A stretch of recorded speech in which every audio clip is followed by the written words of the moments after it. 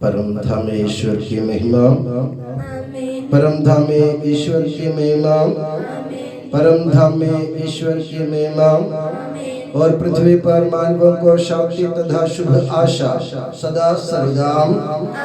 कि हमारे पिता जो स्वर्ग में है, तेरा नाम पवित्र माना जाए, तेरा राज्य आए, तू पवित्र है, पवित्र है, पवित्र है। कि हमारे पिता जो स्वर्ग में है, स्वर्ग और पृथ्वी तेरी महिमा से पूर्ण है। देवदूत और मानव तेरा जयकार करते हैं, तू पवित्र है, पवित्र है, पवित्र है। कि हमारे पिता जो स्वर्ग में है, पवित्र माना जाए, तेरा राज्य आए, तेरी इच्छा जैसे स्वर्ग में पूरी होती है वैसे पृथ्वी पर भी हो। हमारा दिन का आहार आज हमें दे, हमारे अपराध तथा पाप में क्षमा कर, जैसे हमने अपने अपराधियों को क्षमा किया है। हमें परीक्षा में न पड़ने दे, परंतु दुष्ट से बचा, क्योंकि सर्वदा राज्य तेरा है, शक्ति तेरी है और महिमा तेरी है। आमीन। पिता पुत्र पवित्र आत्मा की जय हो। अनादि से अनंत काल तक। आमीन। हे हमारे पिता जो स्वर्ग में है, तेरा नाम पवित्र माना जाए, तेरा राज्य आए, तू पवित्र है, पवित्र है, पवित्र है। हे हमारे पिता जो स्वर्ग में है, स्वर्ग और पृथ्वी तेरी महिमा से पूर्ण है। देवदूत और मानव तेरा जयकार करते हैं, तू पवित्र है, पवित्र है, पवित्र है। हम प्रार्थना करें, शांति हमारे साथ रहे। हे सर्वोच्च प्रभु ईश्वर, हम तेरा गुणगान करते हैं, महिमा में तुझकी हम सदा स्तुति करते हैं। हम भक्ति पूर्वक उन पीड़ाओं की याद करते हैं जो हमारे मुक्तिदाता प्रभु मसीह ने अनुभव किया है। हमें भी उस विजय में सहभागी बनाए जो मसीह ने पाप एवं मुक्ति पर हासिल की। हमें अनुग्रहित कर हम उसके दुख भोग एवं मृत्यु के फल प्राप्त कर सके। हे सबके प्रभु पिता पुत्र और पवित्र आत्मा सर्वदा। आमीन।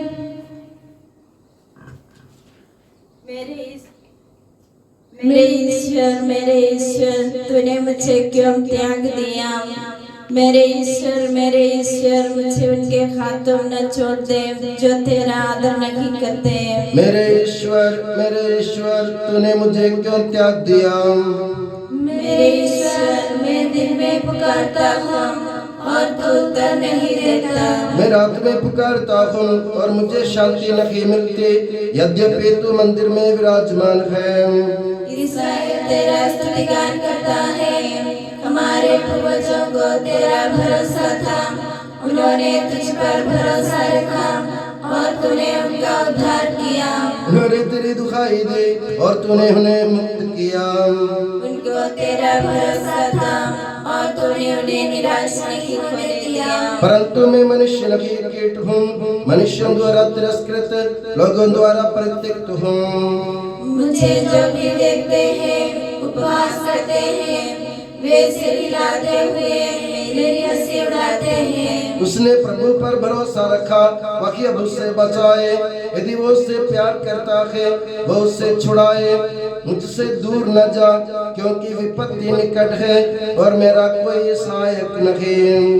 कुत्ते मुझे घेर रहे हैं, कुकर्मियों का दल मेरे चारों ओर खड़ा है, वे मेरे हाथ पे छेद रहे हैं। मैं अपनी एक एक हड्डी गिन सकता हूँ, वे मुझे देखते और घूरते रहते हैं। वे मेरे वस्त्र आपस में बांटते और मेरे कुर्ते पर चिट्ठी डालते हैं। प्रभु मुझसे दूर न जा, तू मेरा बल है, शीघ्र ही मेरी सहायता कर। मेरी आत्मा को तलवार से बचा, मेरे प्राणों को कुत्तों के पंजों से।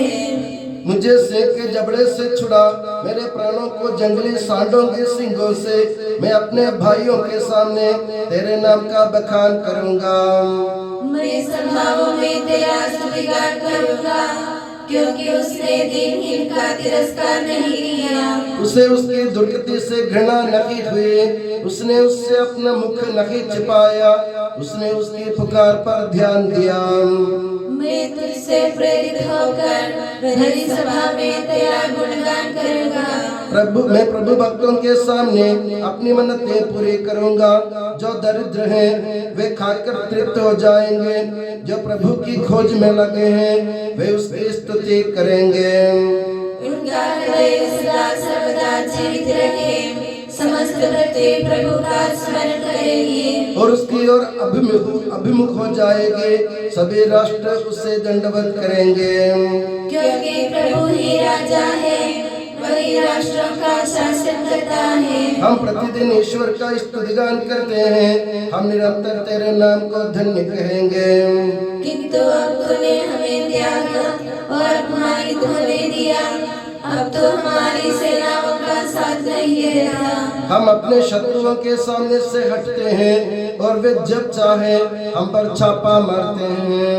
तूने हमें भेड़ बकरियों की तरह वध के लिए छोड़ दिया। तूने हमें राष्ट्रों के बीच बिखेर दिया है। तूने अपनी प्रजा को सस्ते दामों पर बेचा और उससे तुझे कोई लाभ नहीं हुआ। हमारे पड़ोसी हम पर ताना मारते हैं। आसपास रहने वाले हमारा उपहास करते हैं। गैर यहूदी राष्ट्रों में हमारी निंदा होती है। लोग सिर हिलाते हुए हम पर हंसते हैं। मेरा कलंक दिन भर मेरे सामने है।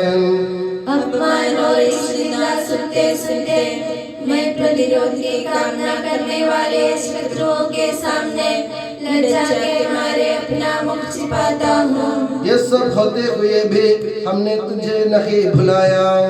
हमने तेरे विधान के साथ विश्वासघात नहीं किया था। हमारा हृदय नहीं उखड़ गया था, तुझसे दूर नहीं हुआ था। हमारे पैर तेरे मार्ग से नहीं भटके थे। जब तूने हमारा देश उजाड़ कर उसे गीदड़ों का अड्डा बनाया और मृत्यु की छाया से हमें ढक दिया। यदि हमने अपने ईश्वर का नाम बुलाया होता और पराये देवताओं के आगे हाथ फैलाए होते तो क्या ईश्वर ने नहीं देखा होता? वह तो हृदयों का रहस्य जानता है। तेरे कारण दिन भर हमारा वध किया जाता है। वध होने वाली भेड़ों में हमारी गिनती हुई है। प्रभु जाग, तू सोता क्यों है? उठ हमें सदा के लिए न त्याग। तू हमसे अपना मुख क्यों छिपाता है और हमारी दयनीय दशा क्यों भुलाता है? क्योंकि हमारी आत्मा धूल में पड़ी हुई है। हमारा शरीर मिट्टी में रौंदा गया है। उठकर हमारी सहायता कर। अपनी सत्य प्रतिज्ञा के कारण हमारा उद्धार कर। ईश्वर मुझ पर दया कर। मुझ पर अत्याचार किया जाता है। एक व्यक्ति दिन भर मुझे तंग करता है। मेरे शत्रु दिन भर मुझ पर अत्याचार करते हैं। मेरे विरोधियों की संख्या बड़ी है। सर्वोच्च प्रभु, जब मैं डरने लगता हूँ तो तुझ पर भरोसा रखता हूँ। मैं ईश्वर पर जिसकी प्रतिज्ञा की स्तुति करता हूँ। मैं ईश्वर पर भरोसा रखता और नहीं डरता हूँ। निरा मनुष्य मेरा क्या कर सकता है? वे दिन भर मेरी निंदा करते और मेरे विरुद्ध षड्यंत्र रचते हैं। मुझे मारने के लिए वे मेरी घात में बैठे हैं और पग पग पर मेरी निगरानी करते हैं। इतनी बुराई करने पर भी क्या ये सब बच सकेंगे? प्रभु तेरा क्रोध उन राष्ट्रों का विनाश करे। मेरी विपत्तियों का विवरण और मेरे आंसुओं का लेखा तेरे पास है। जिस दिन मैं तेरी दुहाई दूंगा उस दिन मेरे शत्रुओं को पीछे हटना पड़ेगा। मुझे दृढ़ विश्वास है कि ईश्वर मेरे साथ है। ईश्वर पर जिसकी प्रतिज्ञा की स्तुति करता हूँ। प्रभु पर जिसकी प्रतिज्ञा की स्तुति करता हूँ। मैं ईश्वर पर भरोसा रखता हूँ और नहीं डरता। निरे मनुष्य मेरा क्या कर सकते हैं? ईश्वर मुझे अपनी मन्नतें पूरी करनी है। मैं तुझे धन्यवाद के बलिदान चढ़ाता हूँ क्योंकि तूने मुझे मृत्यु से बचाया। तूने मेरे पैरों को नहीं फिसलने दिया, जिससे मैं जीवन की ज्योति में प्रभु के सामने चलता हूँ। पिता पुत्र पवित्र आत्मा की जय। अनादि से अनंत काल तक आमीन। मेरे ईश्वर तूने मुझे क्यों त्याग दिया? मेरे ईश्वर मुझे उनके हाथों में न जोड़ दे जो तेरा आदर नहीं करते। हम प्रार्थना करें शांति हमारे साथ रखे। हे प्रभु हमारे ईश्वर, मानव जाति को प्राप्त समस्त उपकारों तथा अनुग्रहों के प्रति तेरे महिमा में तृप्ति के उच्च मंगलमय एवं पवित्र नाम को सदा स्तुति सम्मान धन्यवाद एवं आराधना अर्पित करने के लिए हम अयोग्य हैं। हे सबके प्रभु पिता पुत्र पवित्र आत्मा सर्वदा आमीन। तूने शहीदों की मृत्यु के दिन उनकी जीवन बलि स्वीकार की, हमारे दुर्बल हाथों से ये धूप कृपा पूर्वक स्वीकार कर सर्वदा आमीन।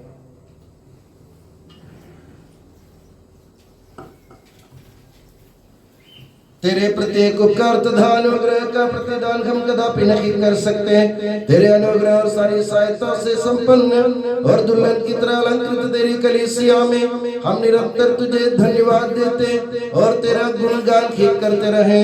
हे सबके प्रभु तू ही सृजनहार सदा सर्वदा आमीन।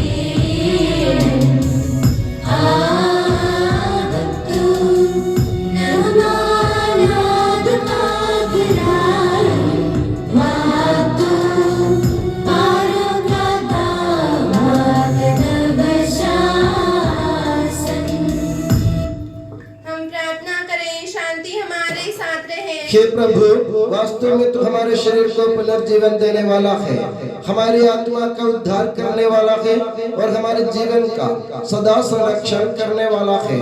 तेरी स्तुति हो और आराधना हो। हे सबके प्रभु सर्वदा आमीन।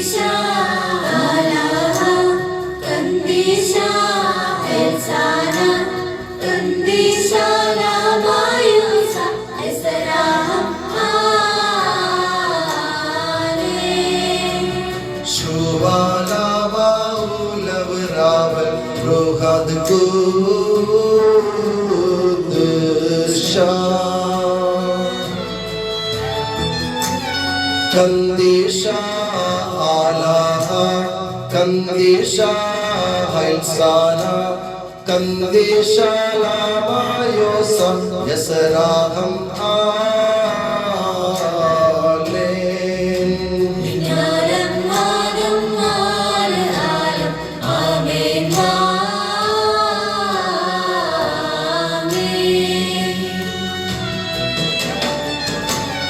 Kandisha alaha, Kandisha hailsana, Kandisha lamayosa, Yasraham alim.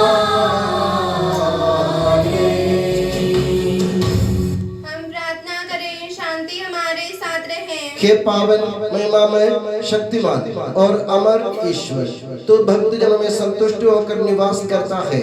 हमारी विनती स्वीकार कर, तू अपने स्वभाव के अनुसार हमें क्षमा कर और हम पर कृपा कर कि सबके प्रभु पिता पुत्र और पवित्र आत्मा सर्वदा। आमेन। प्यारे भाई और बहनों, उत्पत्ति ग्रंथ से वाचन। गुरुवर आपका आशीर्वाद। ईश्वर आपको आशीष दे। ईश्वर ने इब्राहिम की परीक्षा ली। उसने उससे कहा, इब्राहिम इब्राहिम। इब्राहिम ने उत्तर दिया, प्रस्तुत हो। ईश्वर ने कहा, अपने पुत्र को, अपने इकलौते पुत्र को, परमप्रिय इसहाक को साथ ले जाकर मोरिया देश जाओ। वहाँ जिस पहाड़ पर मैं तुम्हें बताऊंगा उसे बलि चढ़ा देना। इब्राहिम बड़े सवेरे उठा। उसने अपने गधे पर झील बांधकर 2 नौकरों और अपने पुत्र इसहाक को बुला भेजा। उसने होम बलि के लिए लकड़ी तैयार कर ली और उसे जगह के लिए प्रस्थान किया जिस ईश्वर ने बताया था। तीसरे दिन इब्राहिम ने आंखें मुंह पर उठाई और उस जगह को दूर से देखा। इब्राहिम ने अपने नौकरों से कहा, तुम लोग गधे के साथ यहाँ ठहरो, मैं इस लड़के के साथ वहाँ जाऊंगा। आराधना करने के बाद हम तुम्हारे पास लौट आएंगे। इब्राहिम ने होम बलि की लकड़ी अपने पुत्र इसहाक पर लाद दी। उसने स्वयं आग और चूल्हा हाथ में ले लिया और दोनों साथ साथ चल दिए। इसहाक ने अपने पिता इब्राहिम से कहा, पिताजी। उसने उत्तर दिया, बेटा क्या बात है? उसने उत्तर दिया, देखिए आग और लकड़ी तो हमारे पास है, किंतु होम का मेमना कहाँ है? इब्राहिम ने उत्तर दिया, बेटा ईश्वर होम के मेमने का प्रबंध कर देगा। और वे दोनों साथ साथ आगे बढ़े। जब वे उस जगह पहुंच गए जिसे ईश्वर ने बताया था, तो इब्राहिम ने वहां एक वेदी बना ली और उस पर लकड़ी सजाई। इसके बाद उसने अपने पुत्र इसहाक को बांधा और उसे वेदी के ऊपर रख दिया। तब इब्राहिम ने अपने पुत्र को बलि चढ़ाने के लिए हाथ बढ़ाकर चूल्हा उठा लिया, किंतु प्रभु का दूत स्वर्ग से उसे पुकार कर बोला, इब्राहिम इब्राहिम। उसने उत्तर दिया, प्रस्तुत हो। दूत ने कहा, बालक पर हाथ नहीं उठाना, उसे कोई हानि नहीं पहुंचाना। अब मैं जान गया कि तुम ईश्वर पर श्रद्धा रखते हो। तुमने मुझे अपने इकलौते पुत्र को भी देने से इनकार नहीं किया। इब्राहिम ने आंखें ऊपर उठाई और सिंहों से झाड़ी में फंसे हुए एक मेढे को देखा। इब्राहिम ने जाकर मेढे को पकड़ लिया और उसे अपने पुत्र के बदले बलि चढ़ा दिया। इब्राहिम ने उस जगह का नाम पुत्र का पर्वत रखा। इसलिए लोग आजकल कहते हैं, प्रभु पर्वत पर प्रबंध करता है। ईश्वर का दूत इब्राहिम को दूसरी बार पुकार कर बोला, देखो प्रभु की वाणी है, मैं शब्द खाकर कहता हूँ, तुमने काम किया। तुमने मुझे अपने इकलौते पुत्र को भी देने से इनकार नहीं किया, इसलिए मैं तुम पर आशीष बरसाता रहूंगा। मैं आकाश के तारों और समुद्र के बालू की तरह तुम्हारे वंशजों को असंख्य बना दूंगा और वे अपने शत्रुओं के नगरों पर अधिकार कर लेंगे। तुमने मेरी आज्ञा का पालन किया है, इसलिए तुम्हारे वंश के द्वारा पृथ्वी के सभी राष्ट्रों का कल्याण होगा। इब्राहिम अपने नौकरों के पास लौटा। वे सब बेयर्शेबा चले गए और इब्राहिम वहाँ रहने लगा। हमारे प्रभु ईश्वर की जय। प्रभु मेरी ज्योति एवं मुक्ति है, तो मैं किससे डरूं? हे प्रभु, तू सभी रहस्यों की जांच करता है, अपने सम्मुख से मुझे न हटा दे। प्रभु मेरे जीवन की रक्षा करता है, तो मैं किससे भयभीत होऊं? जब कुकर्मी मुझ पर टूट पड़ते और मुझे निगलना चाहते हैं, तो वे मेरे शत्रु और विरोधी लड़खड़ा कर गिर जाते हैं। मैंने प्रभु से एक वरदान मांगा है, यही मेरी अभिलाषा रखी कि प्रभु की सौम्यता के दर्शन के लिए और उसके मंदिर की देखरेख के लिए मैं जीवन भर प्रभु के घर में निवास करूं। प्रभु मेरे पुकार पर ध्यान दे, मुझ पर दया कर और मेरी सुन। यही मेरे हृदय की अभिलाषा रही कि मैं तेरे दर्शन करूं। प्रभु मैं तेरे दर्शनों के लिए तरसता हूँ, अपना मुख मुझसे न छिपाऊं। अप्रसन्न होकर अपने सेवक को न त्याग, मुझे न छोड़, तू ही मेरा सहारा रखा है। मेरे मुक्तिदाता ईश्वर, मेरा परित्याग न कर। प्रभु मुझे अपना मार्ग दिखा, मुझे सन्मार्ग पर ले चल। क्योंकि मेरे शत्रु मेरे हाथ में बैठे हैं, मुझे मेरे विरोधियों की इच्छा पर न छोड़। क्योंकि छोटे गवाह मेरे विरुद्ध खड़े हो गए हैं और उनके रोम रोम में हिंसा भरी है। पिता पुत्र पवित्र आत्मा की जय। अनादि से अनंतकाल तक आमीन। प्रभु मेरी ज्योति और मुक्ति है, तो मैं किससे डरूं? हे प्रभु तू सभी रहस्यों जांच करता है, अपने समूह से मुझे न हटाओ। प्यारे भाइयों और बहनों, ईसाया के ग्रंथ से वाचन। गुरु और आपका आशीर्वाद। ईश्वर आपको आशीष दे। देखो मेरा सेवक फलेगा फूलेगा, वह महिमान्वित किया जाएगा और अत्यंत महान होगा। उसकी आकृति इतनी विरूपित की गई थी कि वह मनुष्य नहीं जान पड़ता था। लोग उसे देखकर दंग रह गए थे। उसकी ओर बहुत से राष्ट्र आश्चर्यचकित होकर देखेंगे और उसके सामने राजा मौन रहेंगे, क्योंकि उनके सामने एक अपूर्व दृश्य प्रकट होगा और जो बात कभी सुनने में नहीं आई वे उसे अपनी आंखों से देखेंगे। किसने हमारे संदेश पर विश्वास किया? प्रभु का सामर्थ्य किस पर प्रकट हुआ है? वह हमारे सामने एक छोटे से पौधे की तरह, सूखी भूमि की जड़ की तरह बढ़ा। हमने उसे देखा था, उसमें न तो कोई सुंदरता थी, न तेज और न कोई आकर्षण ही। वह मनुष्य द्वारा निंदित और तिरस्कृत था, शोक का मारा और अत्यंत दुखी था। लोग जिन्हें देखकर मुंह फेर लेते हैं, उनकी तरह ही वह तिरस्कृत और तुच्छ समझा जाता था। परंतु वह हमारे ही रोगों को अपने ऊपर लेता था और हमारे ही दुखों से लदा हुआ था, और हम उसे दंडित, ईश्वर का मारा हुआ और तिरस्कृत समझते थे। हमारे पापों के कारण वह छेदित किया गया है, हमारे कुकर्म के कारण वह कुचल दिया गया है। जो दंड वह भोगता था, उसके द्वारा हमें शांति मिली है और उसके घावों द्वारा हम भले चंगे हो गए हैं। हम सब अपना अपना रास्ता पकड़कर भेड़ों की तरह भटक रहे थे। उसी पर प्रभु ने हम सबके पापों का भार डाला है। वह अपने पर किया हुआ अत्याचार धैर्य से सहता गया और चुप रहा। वध के लिए ले जाए जाने वाले मेमने की तरह और ऊन कतरने वाले के सामने चुप रहने वाली भेड़ की तरह उसने अपना मुंह नहीं खोला। वे उसे बंदीगृह और अदालत ले गए। कोई उसकी परवाह नहीं करता था। वह जीवितों के बीच में से उठा लिया गया है और वह अपने लोगों के पापों के कारण मारा गया है।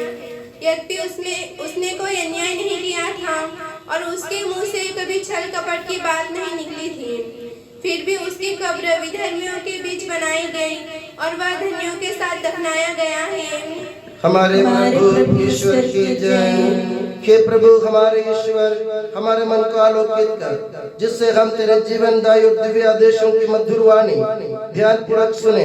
हम उन आदेशों में से प्रेम, आशा और मुक्ति के फल संग्रह करें और सदा की तेरी स्तुति करते रहें। कि सबके प्रभु पिता, पुत्र और पवित्र आत्मा सर्वदा। प्यारे भाई और बहनों, रोमियो के नाम संत पौलुस के पत्र से वाचन। गुरुवर आपका आशीर्वाद। ईसा मसीह अपनी पवित्र शिक्षा से आपको ज्ञानी बना दे। हम निसहाय ही थे जब मसीह निर्धारित समय पर विधर्मियों के लिए मर गए। धार्मिक मनुष्य के लिए शायद ही कोई अपने प्राण अर्पित करे, फिर भी हो सकता है कि भले मनुष्य के लिए कोई मरने को तैयार हो जाए, किंतु हम पापी ही थे जब मसीह हमारे लिए मर गए थे। इससे ईश्वर ने हमारे प्रति अपने प्रेम का प्रमाण दिया है। जब हम मसीह के रक्त के कारण धार्मिक माने गए तो हम निश्चय ही मसीह द्वारा ईश्वर के दंड से बच जाएंगे।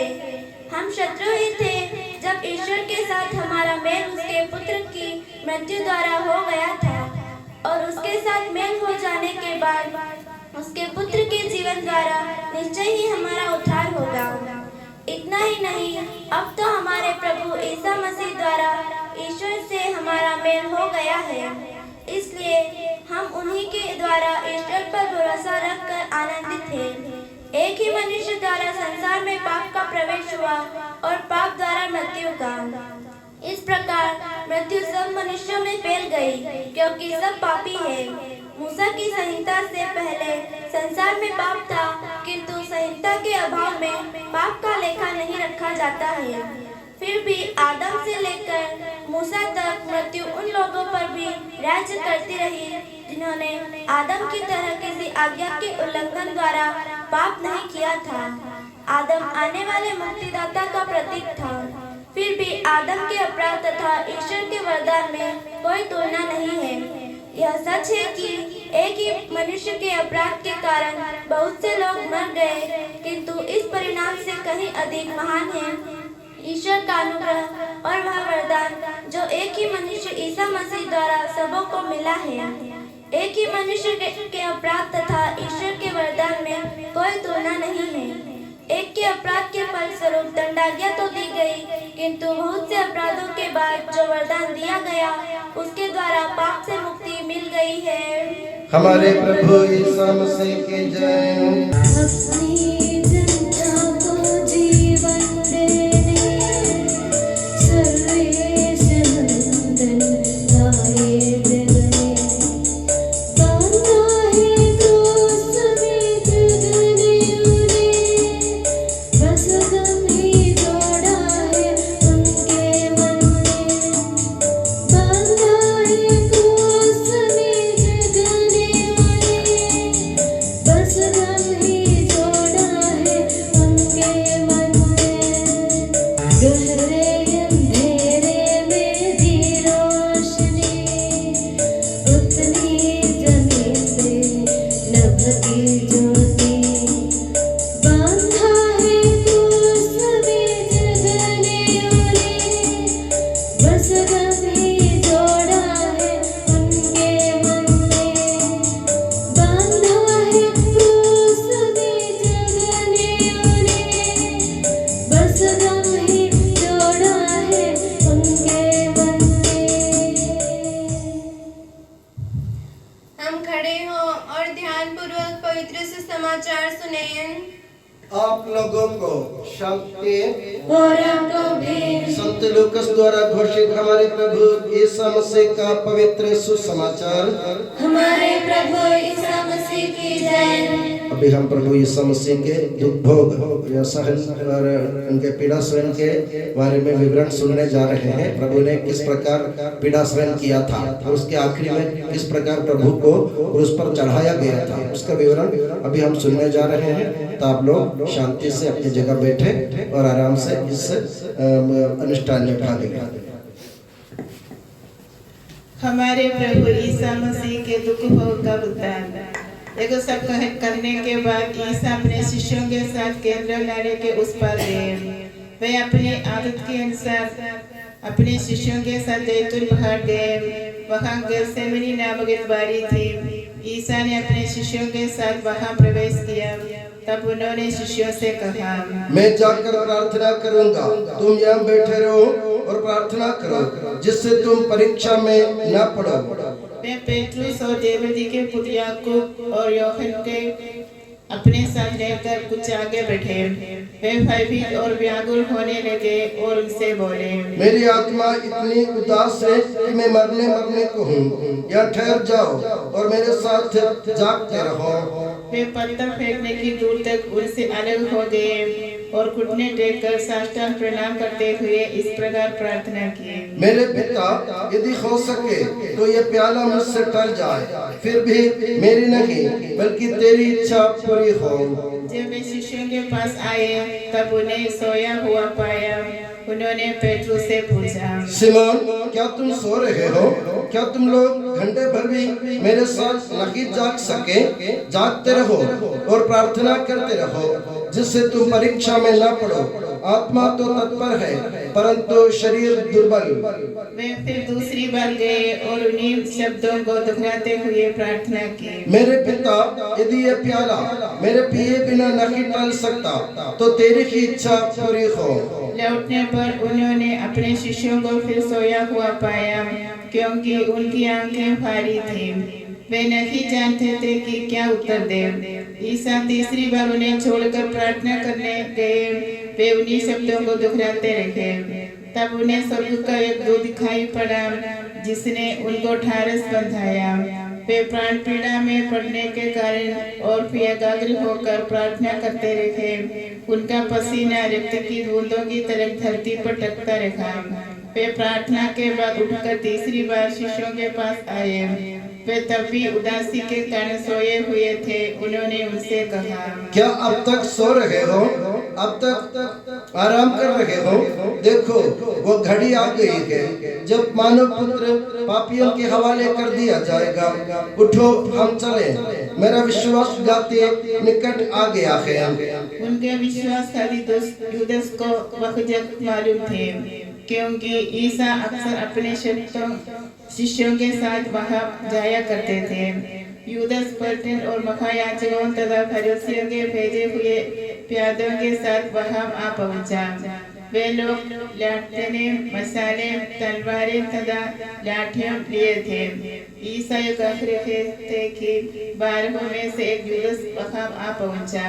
विश्वासघाती ने उन्हें कहते हुए संकेत दिया था, मैं एक व्यक्ति का चुंबन करूंगा, बाकी मसीह के उसी के पकड़ना और सावधानी से ले जाना। ईसा के निकट आते ही उसने कहते हुए उनका चुंबन किया। गुरुवार प्रणाम। तब ईसा ने उनसे पूछा, यूदस, क्या तुम चुंबन देकर मानव पुत्र के साथ विश्वासघात कर रहे हो? ईसा ने जानकर कि मुझ पर क्या बीतेगी, आगे बढ़कर उनसे इस प्रकार पूछा, तुम किसे ढूंढते हो? उन्होंने उनसे कहा, हम ईसा नाजरी को ढूंढ रहे हैं। ईसा ने उनसे कहा, मैं वही हूँ। वहाँ उनका विश्वासघाती यूदस भी उन लोगों के साथ खड़ा था। जब ईसा ने उनसे कहा, मैं वही हूँ, तो वे पीछे हटकर भूमि पर गिर पड़े। ईसा ने उनसे फिर पूछा, तुम किससे ढूंढते हो? हम ईसा नाजरी को ढूंढ रहे हैं। उन्होंने उनसे कहा, मैं तुम लोगों से कह चुका हूँ कि मैं वही हूँ। यदि तुम मुझे ढूंढते हो तो इन्हें जाने दो। इसलिए हुआ कि उनका एक कथन पूरा हो जाए। तूने मुझे जिन्हें सौंपा, मैंने उनमें से एक का भी सर्वनाश नहीं होने दिया। शिष्यों ने देखकर कि क्या होने वाला है उनसे कहा, प्रभु, क्या हम तलवार चलाए? सिमोन पेट्रुस के पास एक तलवार थी। उसने अपनी तलवार खींच ली और प्रधान याजक के नौकर पर चलाकर उनका दाहिना कान उड़ा दिया। उस सेवक का नाम मार्कुस था। ईसा ने उसका कान छूकर उसे अच्छा करने के बाद पेट्रुस से कहा, तलवार म्यान में कर लो, क्योंकि जो तलवार उठाते हैं वे तलवार से मरते हैं। क्या तुम ये नहीं समझते हो कि मैं अपने पिता से सहायता नहीं मांग सकता? तब क्या वो अभी मेरे लिए स्वर्गदूतों की 12 से भी अधिक सेनाएं नहीं भेज देगा? लेकिन तब धर्मग्रंथ कैसे पूरा होगा? जो प्याला पिता ने मुझे दिया, क्या मैं उससे नहीं पीऊं? इसके बाद ईसा ने फिर से कहा, क्या तुम लोग मुझे डाकू समझते हो, जो तलवारें एवं लाठियां लेकर मुझे पकड़ने आए हो? मैं तो प्रतिदिन मंदिर में बैठकर शिक्षा दिया करता था, फिर भी तुमने मुझे गिरफ्तार नहीं किया। ये तुम्हारा समय है, ये अंधकार का शासन है। ये सब इसलिए हुआ कि नबियों ने जो लिखा है वह पूरा हो जाए। तब पलटन कप्तान और यहूदियों के प्यादों ने ईसा को पकड़कर बांध लिया। यह देखकर सब शिष्य ईसा को छोड़कर भागे, लेकिन एक युवक ईसा के पीछे हो लिया। भीड़ ने उसे पकड़ लिया, वह भी पहना हुआ वस्त्र छोड़कर भाग गया। वे उन्हें पहले अन्यस के यहाँ ले गए, क्योंकि वह उस वर्ष के प्रधान याजक कैफस का ससुर था। यह वही कैफस था जिसने यहूदियों को एक परामर्श दिया था कि अच्छा यही है कि राष्ट्र के लिए एक ही मनुष्य मरे। प्रधान याजक ने ईसा से उनके शिष्यों और उनकी शिक्षा के विषय में पूछा। ईसा ने उत्तर दिया, मैं संसार के सामने प्रकट रूप से बोला हूँ। मैंने सदा सभागृह और मंदिर में जहाँ यहूदी एकत्र हुआ करते थे शिक्षा दी है। मैंने गुप्त रूप से कुछ नहीं कहा। ये आप मुझसे क्यों पूछते हैं? उनसे पूछिए जिन्होंने मेरी शिक्षा सुनी है, वे जानते हैं कि मैंने क्या क्या कहा। जब उन्होंने इस प्रकार कहा, तब पास खड़े प्यादों में से एक ने ईसा को थप्पड़ मारकर एक पूछा, तुम प्रधान याजक को इस तरह जवाब देते हो? ईसा ने उससे कहा, यदि मैंने गलत कहा तो गलती बता दो, और यदि ठीक कहा तो मुझे क्यों मारते हो? अन्यस ने बांधे हुए ही ईसा को प्रधान याजक कैफस के पास भेजा। सभी महायाजक, नेता और शास्त्री इकट्ठे हो गए। महायाजक और सारी महासभा ईसा को मरवा डालने के उद्देश्य से उसके विरुद्ध गवाही खोज रही थी, परंतु वह मिली नहीं। बहुत से लोगों ने तो उनके विरुद्ध झूठी गवाही दी, किंतु उनके बयान मेल नहीं खाते थे। अंत में दो झूठे गवाहों ने आकर इस प्रकार गवाही दी, हमने इस व्यक्ति को ऐसा कहता सुना, मैं हाथ का बनाया हुआ ये मंत्र उठा दूंगा और 3 दिनों के अंदर एक दूसरा खड़ा करूंगा जो हाथ का बनाया हुआ नहीं होगा। किंतु इसके विषय में भी उनके बयान में नहीं खाते थे। तब प्रधान याजक ने सभा के बीच में खड़े होकर ईसा से पूछा, ये लोग तुम्हारे विरुद्ध जो गवाही दे रहे हैं, क्या इसका कोई उत्तर तुम्हारे पास नहीं है? ईसा मौन रहे और उत्तर में एक शब्द भी नहीं बोले। तब प्रधान याजक ने उनसे कहा, तुम्हें जीवंत ईश्वर की शपथ, यदि तुम मसीह ईश्वर के पुत्र हो तो हमें बता दो। ईसा ने उत्तर दिया, आपने ठीक ही कहा। मैं आप लोगों से ये भी कहता हूँ, भविष्य में आप मानव पुत्र को सर्वशक्तिमान ईश्वर के दाहिने बैठा हुआ और आकाश के बादलों पर आता हुआ देखेंगे। इस पर प्रधान याजक ने अपने वस्त्र फाड़कर कहा, इसने इस निंदा की है, तो अब हमें गवाहों की जरूरत ही क्या है? अभी अभी आप लोगों ने इस निंदा सुनी है, आप लोगों का क्या विचार है? उन्होंने उत्तर दिया, यह प्राण दंड के योग्य है। अब उन्होंने उनके मुंह पर थूका और थप्पड़ मारा। उनकी आंखों पर पट्टी बांधकर एक करते हुए उन्हें घूंसे मारे। यदि तू नबी है तो बता, तुझे किसने मारा? वे ईसा की निंदा करते रहे। सीमोन पतरस और एक दूसरा शिष्य प्रधान याजक के प्रांगण तक कुछ दूरी पर उनके पीछे चल रहे थे। एक शिष्य प्रधान याजक का परिचित था, इसलिए वह ईसा के साथ प्रधान याजक के प्रांगण में प्रवेश कर पाया, किंतु पेट्रोस फाटक के पास भागकर खड़ा रहा। इसलिए वह दूसरा शिष्य जो प्रधान याजक का परिचित था फिर बाहर गया और द्वार पर से कर पेट्रोस को भीतर ले आया। द्वारपाल ने पेट्रोस से पूछा, कहीं तुम भी तो उस मनुष्य के शिष्य नहीं हो? तुरंत उसने उत्तर दिया, मैं उस मनुष्य का शिष्य नहीं हूँ। सीमोन ने परिणाम देखने के लिए अंदर नौकरों के साथ इंतजार किया। ठंड के कारण नौकर एवं सेवक आग लगाकर ताप रहे थे। सीमोन भी उनके साथ ताप रहे थे। तब प्रधान याजक की एक नौकरानी उस रास्ते से आई। उसने सीमोन पर दृष्टि गड़ाकर इस प्रकार पूछा, कहीं तुम भी ईसा नासरी के साथ नहीं थे? सबके समक्ष पेट्रोस ने अस्वीकार किया, मैं नहीं समझता तू क्या बोल रही है, मैं उस मनुष्य को नहीं जानता। इसके बाद पेट्रोस फाटक की ओर निकल गया।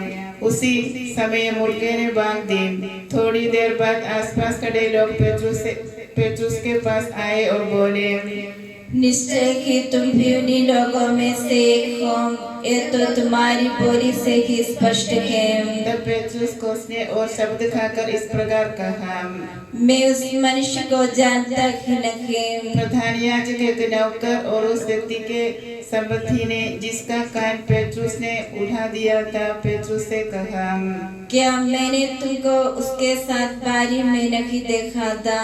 पेट्रुस ने यह भी अस्वीकार किया। वह बोल ही रखा था कि उसी क्षण मुर्गे ने दोबारा भाग दे, और प्रभु ने मुड़कर पेट्रुस की ओर देखा। तब पेट्रुस को याद आया कि प्रभु ने उससे कहा था कि आज मुर्गे के भाग देने से पहले ही तुम मुझे 3 बार अस्वीकार करोगे। वह भागकर निकलकर फूट फूट कर रोया। और को सब महायाजकों, जनता के नेताओं और शास्त्रियों ने ईसा को मरवा डालने के लिए परामर्श किया। उन्होंने ईसा को महासभा में बुलाकर उनसे इस प्रकार कहा, यदि तुम मसीह हो तो हमें बता दो। उन्होंने इस प्रकार उत्तर दिया, यदि मैं आप लोगों से कहूंगा तो आप विश्वास नहीं करेंगे, और यदि प्रश्न करूंगा तो आप लोग उत्तर नहीं दोगे। परंतु आपसे मानव पुत्र सर्वशक्तिमान ईश्वर की दाहिने विराजमान होगा। उन्होंने फिर उनसे पूछा, तो क्या तुम ईश्वर के पुत्र हो? उन्होंने कहा, आप लोग ठीक ही कहते हैं कि मैं वही हूँ। इस पर उन्होंने कहा, हमें और गवाही की जरूरत ही क्या है? हमने तो स्वयं इसके मुंह से सुन लिया है। उन्होंने ईसा को ले जाकर पिलातुस के हवाले कर दिया। जब ईसा के विश्वासघाती यूदस ने देखा कि उन्हें धनराशियां मिली है, मन में दुखी होकर वह महायाजकों और नेताओं के पास चांदी जाकर कहने लगा, मैंने निर्दोष रक्त का सौदा कर पाप किया है। उन्होंने कहा, हमें इससे क्या, तुम जानो। इस पर यूदस ने चांदी के सिक्के मंदिर में फेंक दिए और जाकर फांसी लगा दी। महायाजकों ने चांदी के सिक्के उठा कहा, इन्हें खजाने में जमा करना उचित नहीं है, यह तो रक्त की कीमत है। इसलिए परामर्श करने के बाद उन्होंने परदेशियों को दफनाने के लिए उन सिक्कों से कुम्हार की जमीन खरीद ली। यही कारण है कि वह जमीन आज तक रक्त की जमीन कहलाती है। इस प्रकार नबी यिर्मयाह का एक कथन पूरा हो गया। उन्होंने चांदी के 30 सिक्के लिए, वही दाम इस्राएल पुत्रों ने उनके लिए निर्धारित किया और कुम्हार की जमीन के लिए दे दिए, जैसे कि प्रभु ने मुझे आदेश दिया था। दिन निकलने पर वे ईसा को कैफस के यहाँ से राज्यपाल के भवन ले गए। वे भवन के अंदर इसलिए रखी गए कि अशुद्ध न हो जाए, बल्कि पास्का का भोजन कर सके। इसलिए पिलातुस बाहर आकर उनसे मिला और पूछा, आप लोग इस मनुष्य पर कौन सा अभियोग लगाते हैं? उन्होंने उत्तर दिया, यदि यह गर्म में नहीं होता तो हमने इसे आपके हवाले नहीं किया होता। पिलातुस ने उनसे कहा, आप लोग इस ले जाइए और अपनी संहिता के अनुसार न्याय कीजिए। तुरंत यहूदियों ने पिलातुस से कहा, हमें किसी को प्राण दंड देने का अधिकार नहीं है। यह इसलिए हुआ कि ईसा का एक कथन पूरा हो गए, जिसके द्वारा उन्होंने एक बार संकेत किया था कि उनकी मृत्यु किस प्रकार की होगी। इसके बाद वे एक एक करके ईसा पर अभियोग लगाते रहे।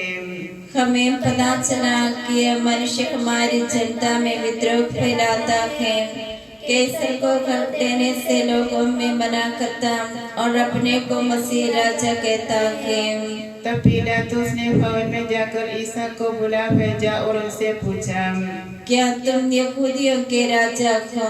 ईसा ने उत्तर दिया, क्या आप ये अपनी ओर से कहते हैं या दूसरों ने आपसे मेरे विषय में ये कहा है?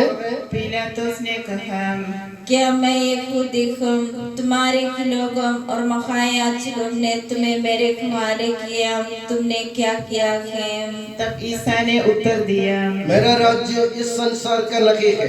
यदि मेरा राज्य इस संसार का होता तो मेरे अनुयायी लड़ते और मैं यहूदियों के हवाले नहीं किया जाता, परंतु मेरा राज्य यहाँ का नहीं है। पिलातुस ने पुनः उनसे पूछा, तो तुम राजा हो? ईसा ने उत्तर दिया, आप ठीक ही कहते हैं, मैं राजा हूँ। मैं इसलिए जन्मा और इसलिए संसार में आया हूँ कि सत्य के विषय में साक्षी दूं। जो सत्य के पक्ष में है वो मेरी सुनता है। तब पिलातुस ने पूछा, सत्य क्या है? प्रश्न करने के तुरंत बाद पिलातुस ने यहूदियों की ओर मुड़कर महायाजकों एवं जनता से कहा, मैं इस मनुष्य में कोई दोष नहीं पाता। वे पुनः ईसा पर अभियोग लगाने लगे। ये गलीलिया से लेकर यहाँ तक यहूदिया के कोने कोने में अपनी शिक्षा से जनता को उकसाता हुआ। गलीलिया के शब्द सुनते ही पिलातुस ने पूछा, क्या यह मनुष्य गलीली है? यह जानकर कि ईसा हेरोद के राज्य का है, उसने ईसा को हेरोद के पास भेजा। वह भी उन दिनों यरूशलेम में था। हेरोद ईसा को देखकर बहुत प्रसन्न हुआ। वह बहुत समय से उन्हें देखना चाहता था, क्योंकि उसने ईसा की चर्चा सुनी थी और उनका कोई चमत्कार देखने की आशा करता था। हेरोद ईसा से बहुत से प्रश्न करता रहा, परंतु उन्होंने उसे उत्तर नहीं दिया। वहाँ पर भी महायाजक और शास्त्री जोर जोर से ईसा पर अभियोग लगाते रहे। तब हेरोद ने अपने सैनिकों के साथ ईसा का अपमान तथा उपहास किया और उन्हें भड़कीला वस्त्र पहनाकर पिलातुस के पास वापस भेजा। उसी दिन हेरोद और पिलातुस मित्र बन गए। पहले तो उन दोनों में शत्रुता थी। पिलातुस ने महायाजकों, शासकों और जनता को बुलाकर उनसे कहा, आप लोगों ने एक अभियोग लगाकर इस मनुष्य को मेरे सामने पेश किया कि जनता में विद्रोह फैलाता है। मैंने आपके सामने इसकी जांच की, परंतु आप इस मनुष्य पर जिन बातों का अभियोग लगाते हैं उनके विषय में मैंने इसमें कोई दोष नहीं पाया और हेरोद ने भी कोई दोष नहीं पाया, क्योंकि उन्होंने इसे मेरे पास वापस भेजा है। आप देख रहे हैं कि इसने प्राणदंड के योग्य कोई अपराध नहीं किया है, इसलिए मैं इसे पिटवा कर छोड़ दूंगा। पर्व के अवसर पर याजमान लोगों की इच्छा अनुसार एक बंदी को रिहा किया करता था। लोग याजमान से निवेदन करने लगे कि आप जैसे करते आए हैं वैसे ही हमारे लिए करें। उस समय बराबस नामक एक कुख्यात व्यक्ति बंदीगृह में था। वह उन विद्रोहियों के साथ गिरफ्तार हुआ था जिन्होंने राजद्रोह के समय हत्या की थी। पिलातुस ने इकट्ठे हुए लोगों से पूछा, पास्का के अवसर पर एक बंदी को रिहा करने का रिवाज है। मैं किसको रिहा करूं, बराबस को या मसीह के खिलाने वाले ईसा को? पिलातुस जानता था कि उन लोगों ने ईसा के कारण ईसा को उसके हाथों सौंपा है। पिलातुस न्यायासन पर बैठा हुआ था कि उसकी पत्नी ने कहला भेजा, उस धर्मात्मा के मामले में हाथ नहीं डालना, क्योंकि उसी के कारण मुझे आदि स्वप्न में बहुत कष्ट हुआ। इसी बीच महायाजकों और नेताओं ने लोगों को एक समझाया कि वे बराबस को छुड़ाए और ईसा को सर्वनाश करें। पिलातुस ने लोगों से पूछा, तुम लोग क्या चाहते हो? दोनों में से किसे तुम्हारे लिए रिहा करूं? सबों ने उत्तर दिया, ईसा को क्रूस दिया जाए, बराबस को रिहा करें। पिलातुस ने ईसा को मुक्त करने की इच्छा से पुनः उनसे पूछा, तो मैं ईसा का क्या करूं जो यहूदियों के राजा कहलाते हैं? वे जोर से चिल्ला उठे, इसे क्रूस दिया जाए, इसे क्रूस दिया जाए। पिलातुस ने तीसरी बार उनसे पूछा, इसने कौन सा अपराध किया है? मैं इसमें प्राणदंड के योग्य कोई दोष नहीं पाता। परंतु वे चिल्ला कर आग्रह करते रहे कि इसे क्रूस दिया जाए और उनका कोलाहल बढ़ता जा रहा था। तब पिलातुस ने उनकी मांग पूरी करने का निश्चय किया, जो मनुष्य विद्रोह और हत्या के कारण कैद किया गया था और जिससे वे छुड़ाना चाहते थे, उसने उसी को रिहा किया और ईसा को लोगों की इच्छा के अनुसार उनके सुपुर्द किया। पिलातुस ने ईसा को घोड़े लगवाए इसके बाद राज्यपाल के सैनिकों ने ईसा को भवन के अंदर ले जाकर उनके पास सारी पलटन एकत्र कर ली। उन्होंने उनके कपड़े उतारकर उन्हें लाल चोगा पहनाया, काठों का मुकुट गूंथकर उनके सिर पर रखा और उनके दाहिने हाथ में सरकंडा थमा दिया। तब उन्होंने उनके सामने घुटने टेक कर कहते हुए उनका उपवास किया, यहूदियों के राजा प्रणाम। वे इन पर थूकते और सरकंडा छीनकर उनके सिर पर मारते थे। पिलातुस ने पुनः बाहर जाकर लोगों से कहा, देखो, मैं उसे तुम लोगों के सामने बाहर ले आता हूँ, जिससे तुम ये जान लो कि मैं उसमें कोई दोष नहीं पाता। तब ईसा काठों का मुकुट और बैंगनी कपड़ा पहने बाहर आए। पिलातुस ने लोगों से कहा, यही है वह मनुष्य। महायाजक और प्यादे उन्हें देखने पर चिल्ला उठे, इसे क्रूस दीजिए, इसे क्रूस दीजिए। पिलातुस ने उनसे कहा, तुम्हें इसे ले जाओ और क्रूस पर चढ़ाओ, मैं तो इसमें कोई दोष नहीं पाता। तब यहूदियों ने उनसे कहा, हमारी एक संहिता है और उस संहिता के अनुसार प्राणदंड के योग्य है, क्योंकि इसने ईश्वर का पुत्र होने का दावा किया। यह सुनकर पिलातुस और भी डर गया। उसने फिर भवन के अंदर जाकर ईसा से पूछा, तुम कौन हो? किंतु ईसा ने उसे उत्तर नहीं दिया। इस पर पिलातुस ने उससे पूछा, तुम मुझसे क्यों नहीं बोलते? क्या तुम यह नहीं जानते कि मुझे तुमको रिहा करने का भी अधिकार है और क्रूस पर चढ़वाने का भी? ईसा ने उत्तर दिया, यदि आपको ऊपर से अधिकार नहीं दिया गया होता तो आपका मुझ पर कोई अधिकार नहीं होता। इसलिए जिसने मुझे आपके हवाले किया वो अधिक दोषी है। इसके बाद पिलातुस ईसा को मुक्त करने का उपाय ढूंढता रहा, परंतु यहूदी यह कहते हुए चिल्लाते रहे, यदि आप इसे रिहा करते हैं तो आप कैसर के दोषी नहीं हैं। जो अपने को राजा कहता है वह कैसर का विरोध करता है। यह सुनकर पिलातुस ने ईसा को बाहर ले आने का आदेश दिया। वह अपने न्यायालय पर उस जगह जो लिथोस्त्रोस और इब्रानी में गब्ता कहलाती है बैठ गया। पास्का की तैयारी का दिन था, लगभग दोपहर का समय था। पिलातुस ने यहूदियों से कहा, ये है तुम्हारा राजा।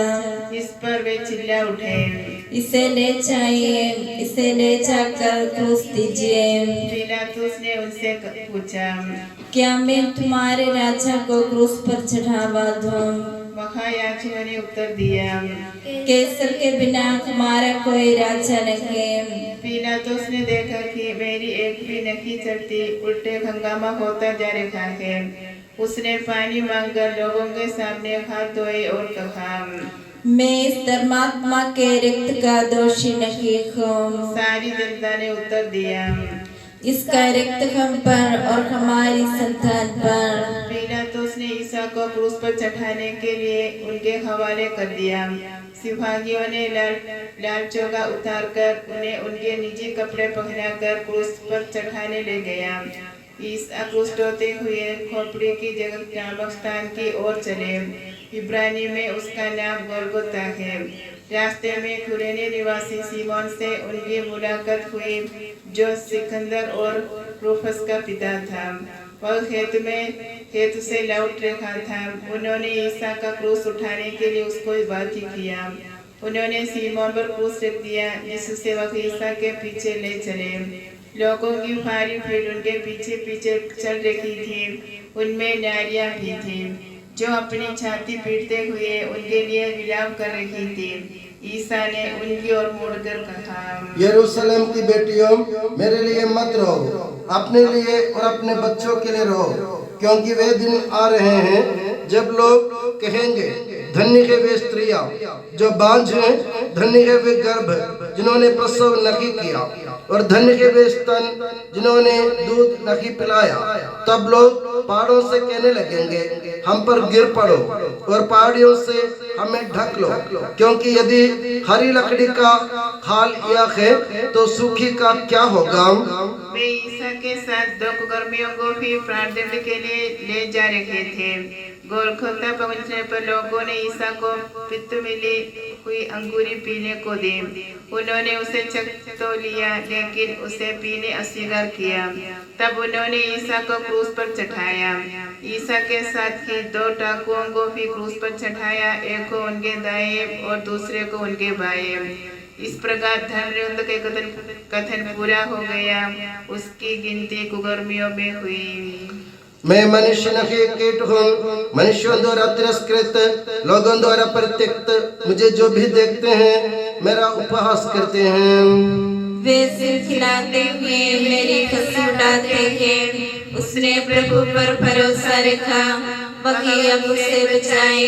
यदि वह उससे प्यार करता है तो वह उसे छुड़ाए। मैं जन्म से ही तुझे अर्पित किया गया, माता के गर्भ से ही तू मेरा रक्षक है। मुझसे दूर न जा, क्योंकि विपत्ति निकट है और मेरा कोई सहायक नहीं है। बहुत से सांड मेरे चारों ओर खड़े हैं, बाशान प्रदेश के सांड मुझे घेर रहे हैं।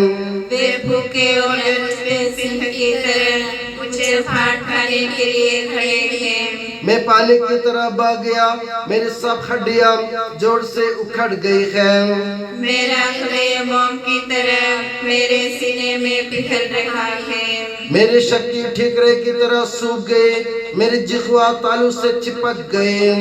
वे मुझे मृत्यु की धूल में मिलाने जा रहे हैं, कुत्ते मुझे घेर रहे हैं। कुकर्मियों का दल मेरे चारों ओर खड़ा है, वे मेरे हाथ पैर छेद रहे हैं। मैं अपने एक खड्डे गिर सकता हूँ, वे मुझे देखते और घूरते रहते हैं।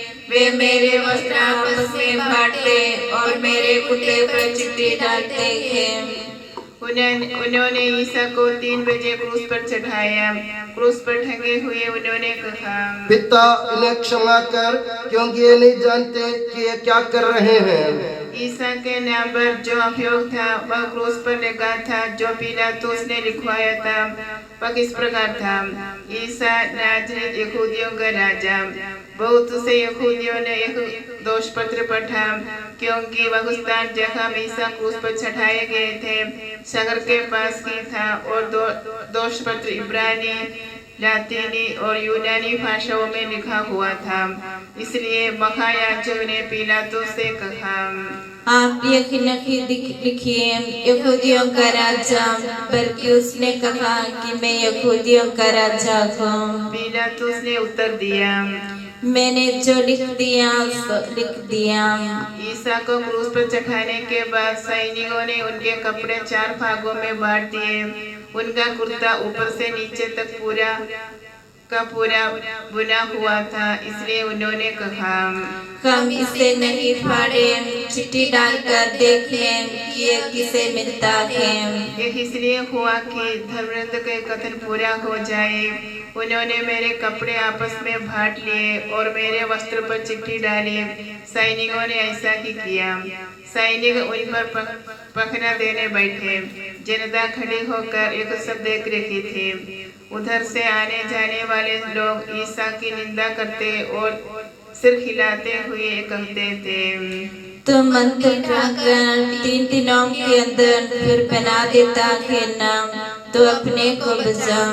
महायाजक, शास्त्री और नेता भी कहते हुए उनका उपहास करते थे, इसने दूसरों को बचाया किंतु ये अपने को नहीं बचा सकता।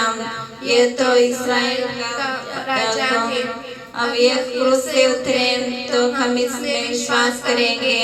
ये तो मसीह है तो अपने को बचाए।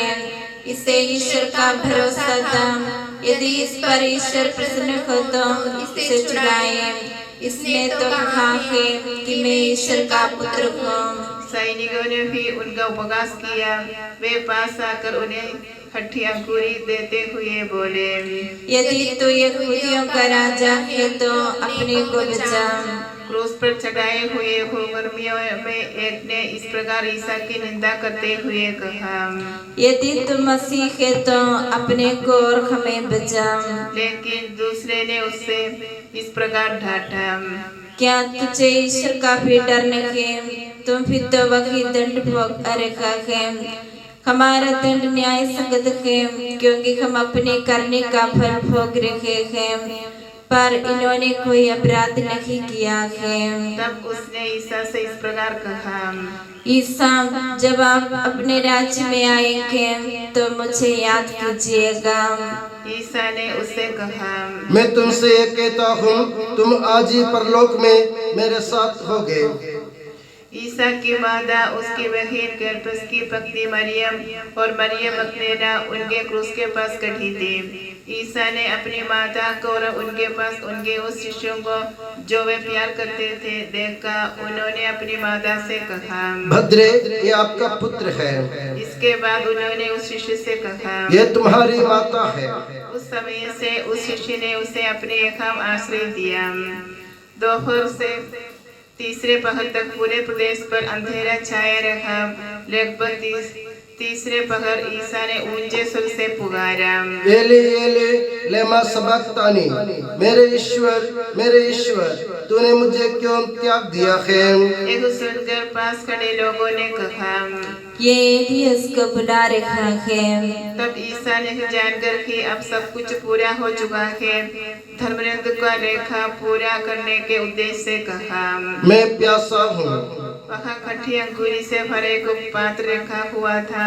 उनमें से एक तुरंत दौड़कर 500 ले आया और उसे खट्टी अंगूरी में डुबाकर और सरकंडे में लगाकर उसे ईसा को मुंह से लगा दिया। यह देखकर कुछ लोगों ने कहा, रखने दो, देखें एलियस से बचाने आता है या नहीं। ईसा ने खट्टी अंगूरी चक्कर कहा, सब कुछ पूरा हो चुका है। ईसा ने ऊंचे स्वर से पुकार कर कहा, पिता, मैं अपनी आत्मा को तेरे हाथों में सौंपता हूँ। यह कहकर उन्होंने सिर झुकाकर प्राण त्याग दिए। विवेदी पर रखे हुए प्रभु यीशु मसीह के जो मूर्ति है, क्रूस की मूर्ति, उस पर से पर्दा हटा दिया जाएगा। सब लोग घुटने टेक कर इस अनुष्ठान में भाग लें।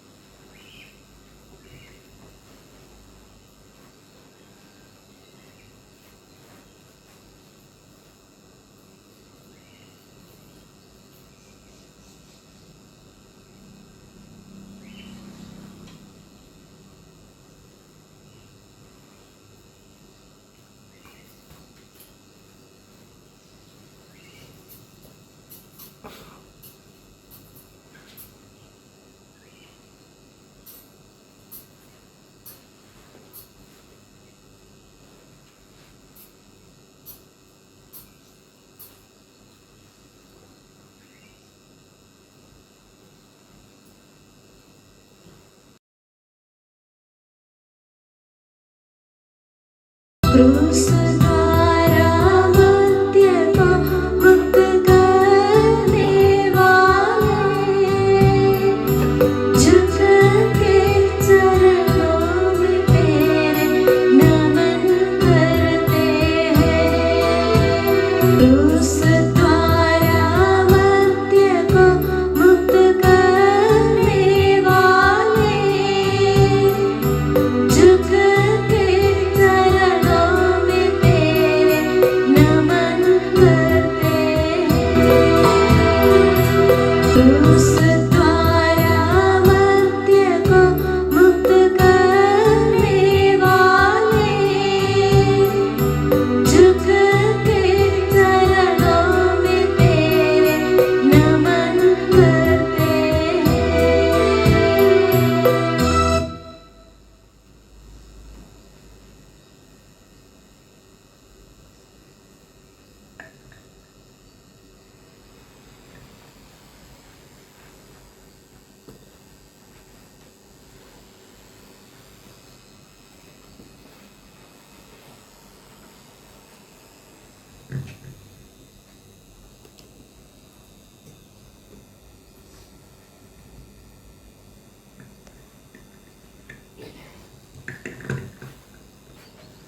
प्रभु यीशु मसीह में मेरे प्यारे बंधु, हमारे पिता ईश्वर और प्रभु यीशु मसीह आप लोगों को अनुग्रह तथा शांति प्रदान करें।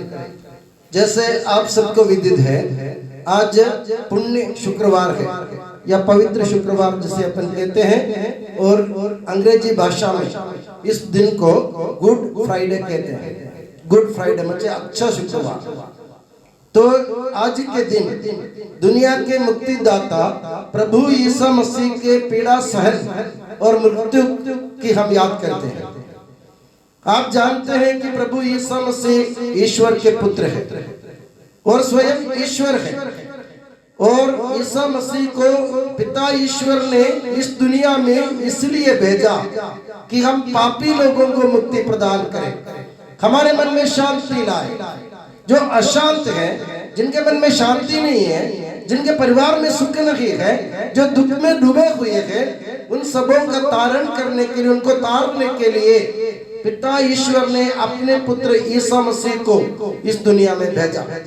संत यूहन्ना जो प्रभु यीशु मसीह के सबसे प्यारा चेला, उसने अपने पवित्र ग्रंथ में, अपने पवित्र वचन में, अपने पत्र में लिखा है, ईश्वर ने संसार को इतना प्यार किया कि उसने उसके लिए अपने इकलौते पुत्र को अर्पित कर दिया, ताकि जो भी उसमें विश्वास करे उसका सर्वनाश न हो, उसे अनंत जीवन प्राप्त हो जाए। मैंने पहले भी आपसे कहा था, एक इंसान इस दुनिया में जीने का मतलब क्या है। हम जानते हैं कि ये दुनिया हमारी अपनी नहीं है, हम परदेशी हैं। अगर दुनिया हमारी अपनी होती तो हमारे पूर्वज, हमारे दादा परदादा सब यही रहते अभी, वे सब चल बसे। इस दुनिया में कोई नहीं रहे, मतलब पुराने लोग।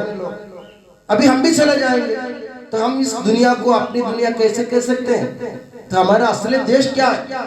हमारा असली देश स्वर्ग है। तो हमारा मकसद क्या है? स्वर्ग में जाना है।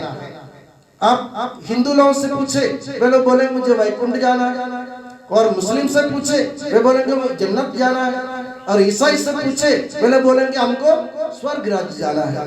तो सबको एक ही जगह जाने की इरादा है, जाने की इरादा सबको है, एक ही जगह जाना है ईश्वर के पास। चाहे वो किसी भी नाम से आप पुकारे उसको, स्वर्ग कहे, जन्नत कहे, वैकुंठ कहे, या कैलाश पर्वत कहे, कुछ भी कहे, वो हमको पहुंचना एक जगह है। हमको उस जगह पहुंचने के लिए हमारे पास सामर्थ्य नहीं है, हम अपने आप में पहुंच नहीं सकते हैं, क्योंकि हम पापी हैं। हमारे हाथ पैर ढीले हुए हैं, हम लोग कमजोर हो गए, क्योंकि हम कुकर्म करते हैं, फिर अन्याय करते हैं। हम रोज के रोज अपने ऊपर पाप का ढेर लगाते हैं। पाप करने वाले ईश्वर के पास कैसे जाएंगे? पाप मुक्ति होना जरूरी है। तो हमको पाप मुक्ति दिलाने के लिए, हम लोगों को अपने कुकर्मों से मोचित करने के लिए, हमको स्वतंत्र बनाकर मृत्यु के पंजे से छुड़ाकर ईश्वर के पास ले जाना प्रभु यीशु मसीह का उद्देश्य था। इसलिए पवित्र ग्रंथ में ऐसा लिखा है कि ईश्वर ने संसार को इतना प्यार किया कि उसने उसके लिए अपने इकलौते पुत्र को अर्पित कर दिया, ताकि जो भी उसमें विश्वास करे, एक शर्त है, विश्वास करना चाहिए, जो भी प्रभु यीशु मसीह में विश्वास करे उसका सर्वनाश न हो जाए। ये गारंटी की बात, उसका सर्वनाश न हो जाए और उसके अनंत जीवन मिल जाए। और इसके लिए प्रभु यीशु मसीह ने क्या किया? प्रभु यीशु मसीह को मालूम था कि मेरे पिता ने मुझे इस दुनिया में लोगों को मुक्ति देने के लिए भेजा है। और पुराने जमाने में आप इस्राएली लोगों के बीच में देखिए, इस्राएली लोग क्या करते थे? वे लोग जब उनके मन में लगता कि हमने पाप किया, साल भर में एक बार वे लोग मंदिर में इकट्ठा होते हैं बड़े त्योहार के दिन, और वे लोग क्या करते हैं? वे लोग एक मेढे को या एक मेमने को, एक बकरे को पकड़ लेते हैं, उसके ऊपर वे लोग हाथ रखते हैं, और वे समझते हैं कि उनके ऊपर, उस मेमने के ऊपर हाथ रखने से उनका पाप, सारे पाप उस मेमने के ऊपर आ जाता है, और उस मेमने को या उस बकरे को वे लोग बलिवेदी के सामने मार देता है, और उसका जल, जो मेरे जैसे जो पुजारी है, फादर है, पुरोहित जिसे अपन कहते हैं, वे वो रक्त लेकर, खून लेकर लोगों के ऊपर बलिवेदी पर छिड़कते थे। और यह माना जाता था कि लोग अपने पापों से शुद्ध हो जाते थे। एक जानवर जिसमें कोई खूबी नहीं है, उस जानवर के खून से इंसान शुद्ध किया जाता था पुराने जमाने में, ऐसा उनका मानना था। मगर नए विधान में जब प्रभु यीशु मसीह स्वयं इस दुनिया में आए तो उन्होंने कोई बकरे को नहीं लिया, कोई बछड़े को नहीं लिया, उन्होंने किसी जानवर का सहारा नहीं लिया। प्रभु ने खुद अपना खून बहाकर हम लोगों को धो डाला, हमारे पापों को प्रभु ने हमेशा के लिए मिटा दिया अपने खून बहाकर। पुराने विधान की जो प्रथा थी उसको प्रभु ने हटा दी और प्रभु ने एक नई प्रथा में अपने शरीर को, अपने रक्त को हमारे लिए बहा दिया इस दुनिया में, ताकि हम लोग पापी नहीं रहे।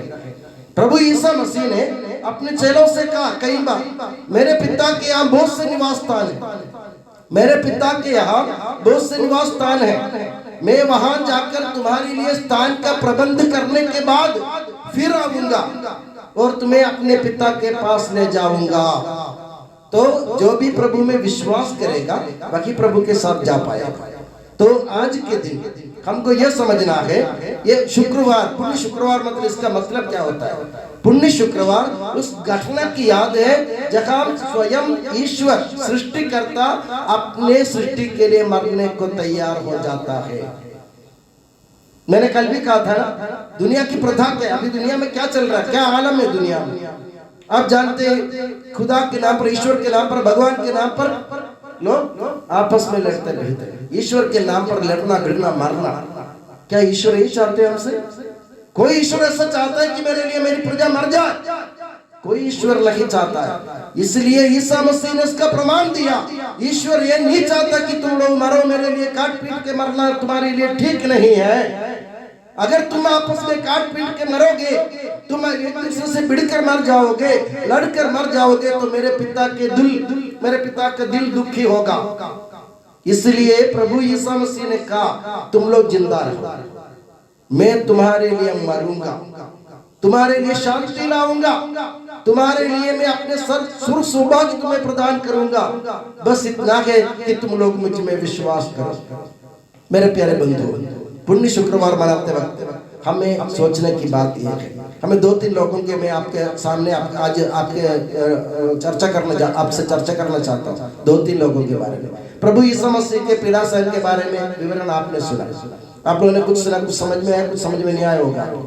तो प्रभु यीशु मसीह को यहूदी लोग पकड़कर यीशु मसीह को पकड़कर राजा पिलातुस के सामने लाता है और कहते हैं कि ये विद्रोही है और ये ईश्वर का पुत्र होने का दावा करता है और ये लोगों को भटकाता है। ऐसे करके बहुत सारी झूठी बातें प्रभु के बारे में उन्होंने पिलातुस के सामने पेश करी। ये किस लिए हुआ? जनता को किसने भटकाया? किसने भटकाया? मेरे जैसे पुरोहितों ने, महायाजकों ने, शास्त्रियों ने, पढ़े लिखे लोगों ने आम जनता को भटकाया। आज भी यही हो रहा है। हमारे जो नेता हमसे हमारे बीच में जो रहते हैं, वे जो अपने आप को बड़े मानते हैं, हमको भटकाते हैं, हमारे मन में भ्रम उत्पन्न कर देते हैं। मुझसे कहते हैं कि वकीलनाथ जो है वो तुम्हारा दुश्मन है, उसके पास आने मत दे, उसको दूर भगाओ, जो तुम्हारे धर्म का नहीं है। और मुझे कहते हैं प्रकाश भाई तुम्हारे समाज का नहीं है, उसको भगाओ। ऐसे भ्रम हमारे मन में पैदा कर देते हैं और कहते हैं नजर के जो फादर है ना, उसके पास कभी नहीं जाना, वो तुमको ईसाई बना देगा। इस प्रकार के भ्रम फैला कर लोगों में अशांति पैदा करने वाले लोग वही है। आज के सुसमाचार से आप लोगों ने, इस विवरण से आप लोगों ने सुना। हम लोग सतर्क रहे, हमारे दिमाग और दिल ईश्वर ने हमें दिया है, वो दोनों उनके सामने रखे। चाहे कोई भी इस दुनिया में हमें भटकाने की कोशिश करे तो हम उनके चपेट में नहीं आ जाए, उनके जाल में ना फंसे। आप चाहे किसी भी धर्म में विश्वास करें, मैं धर्म से कोई मतलब नहीं रखता, मगर आप मानव बनकर जीना सीखो, इंसान बनकर जीना सीखो। अगर तुम अपने भाई को भाई के रूप में नहीं देख पाते हो तो तुम कौन से धर्म में विश्वास करते हो? कौन सा धर्म ने तुमको सिखाया कि तुम अपने भाई से बैर करो? मुझे ये बताओ, कौन सा धर्म तुमको सिखाता है कि तुम अपने पड़ोसी से बैर करो? कोई धर्म सिखाता है? तो फिर क्यों आप आपस में लड़ते फिरते? क्यों आप ये समझते नहीं? ईसा मसीह कोई धर्म की स्थापना करने के लिए नहीं आए थे, एक मार्ग दिखाने के लिए आए थे। इस मार्ग से चलोगे तो तुम प्रभु के पास पहुंचोगे।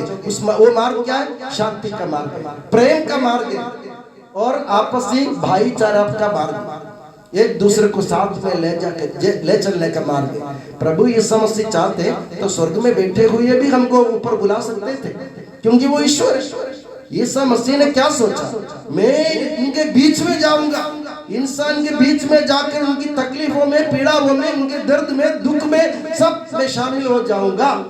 उसके बाद मैं अपना खून उनके लिए बहाऊंगा और मैं उनको समझाऊंगा कि हमारे ईश्वर कोलाहल का ईश्वर नहीं, शांति का ईश्वर है।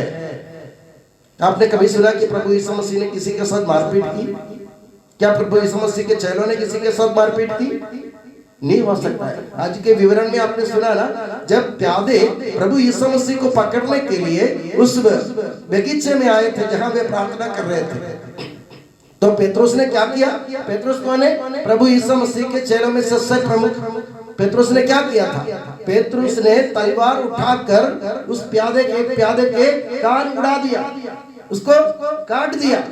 प्रभु ने तुरंत क्या किया? प्रभु ने उसके पीठ पे हाथ रखे, थपथपा के कहा, अच्छा किया, शाबाश। ऐसा किया क्या प्रभु ने? आज आपने सुना ना, प्रभु ने क्या किया? प्रभु ने पेत्रुस को डांटा, तुम अपनी तलवार म्यान में रख लो, जो तलवार लेता है वो तलवार से ही मरेगा। प्रभु ने कहा, अगर तुमने तलवार हाथ में ली तो तुम तलवार से मरोगे, तलवार म्यान में रख लो। और प्रभु ने किया क्या? उसके बाद प्रभु ने उस प्यादे को कान को छूकर उसको चंगा कर दिया। यानी तुम्हारे जीवन के सब घाव, सब चोटें प्रभु खत्म कर देगा, मलहम लगा देगा। प्रभु प्रेम का मलहम लगाएगा, वो मलहम लगा करके प्रभु तुमको चंगा करेगा। मगर तुम्हारे मन में प्रेम होना जरूरी है, एक दूसरे के प्रति घृणा की भावना छोड़। अगर आज के रोमियो के पत्र में आप लोगों ने सुना, हमारी क्या खूबी थी कि प्रभु हम यीशु मसीह हमारे लिए मर गए थे। हम में से कोई धर्मी लोग थे क्या? हम पापी थे। तो इस रोमियो के पत्र में ऐसा लिखा है, ये संभव है कि भले मनुष्य के लिए कोई मरने के लिए तैयार हो जाए। हो सकता है अगर कोई भला व्यक्ति दिख रहा है हमको और उनके साथ कुछ अन्याय चल रहा है तो उनके लिए मरने के लिए हम तैयार हो जाते, वो अच्छा इंसान है इसलिए उसके लिए हम मरेंगे। मगर हम पापी थे, हम लोग पापी ही थे कि प्रभु यीशु मसीह हमारे लिए मरने के लिए तैयार हो गए थे। हमारे रोगों को, हमारे कुकर्मों को, हमारे अन्याय को, हमारे सब प्रकार के पापों को प्रभु ने अपने ऊपर ले लिया और झेला। प्रभु ने हमारे पापों को ले लिया, हमारे दुखों को ले लिया, हमारी तकलीफों को ले लिया प्रभु ने, और हमारे सब प्रकार की विपत्ति को प्रभु ने अपने ऊपर ले लिया। इसलिए प्रभु को अपनी जान की कुर्बानी देना पड़ा।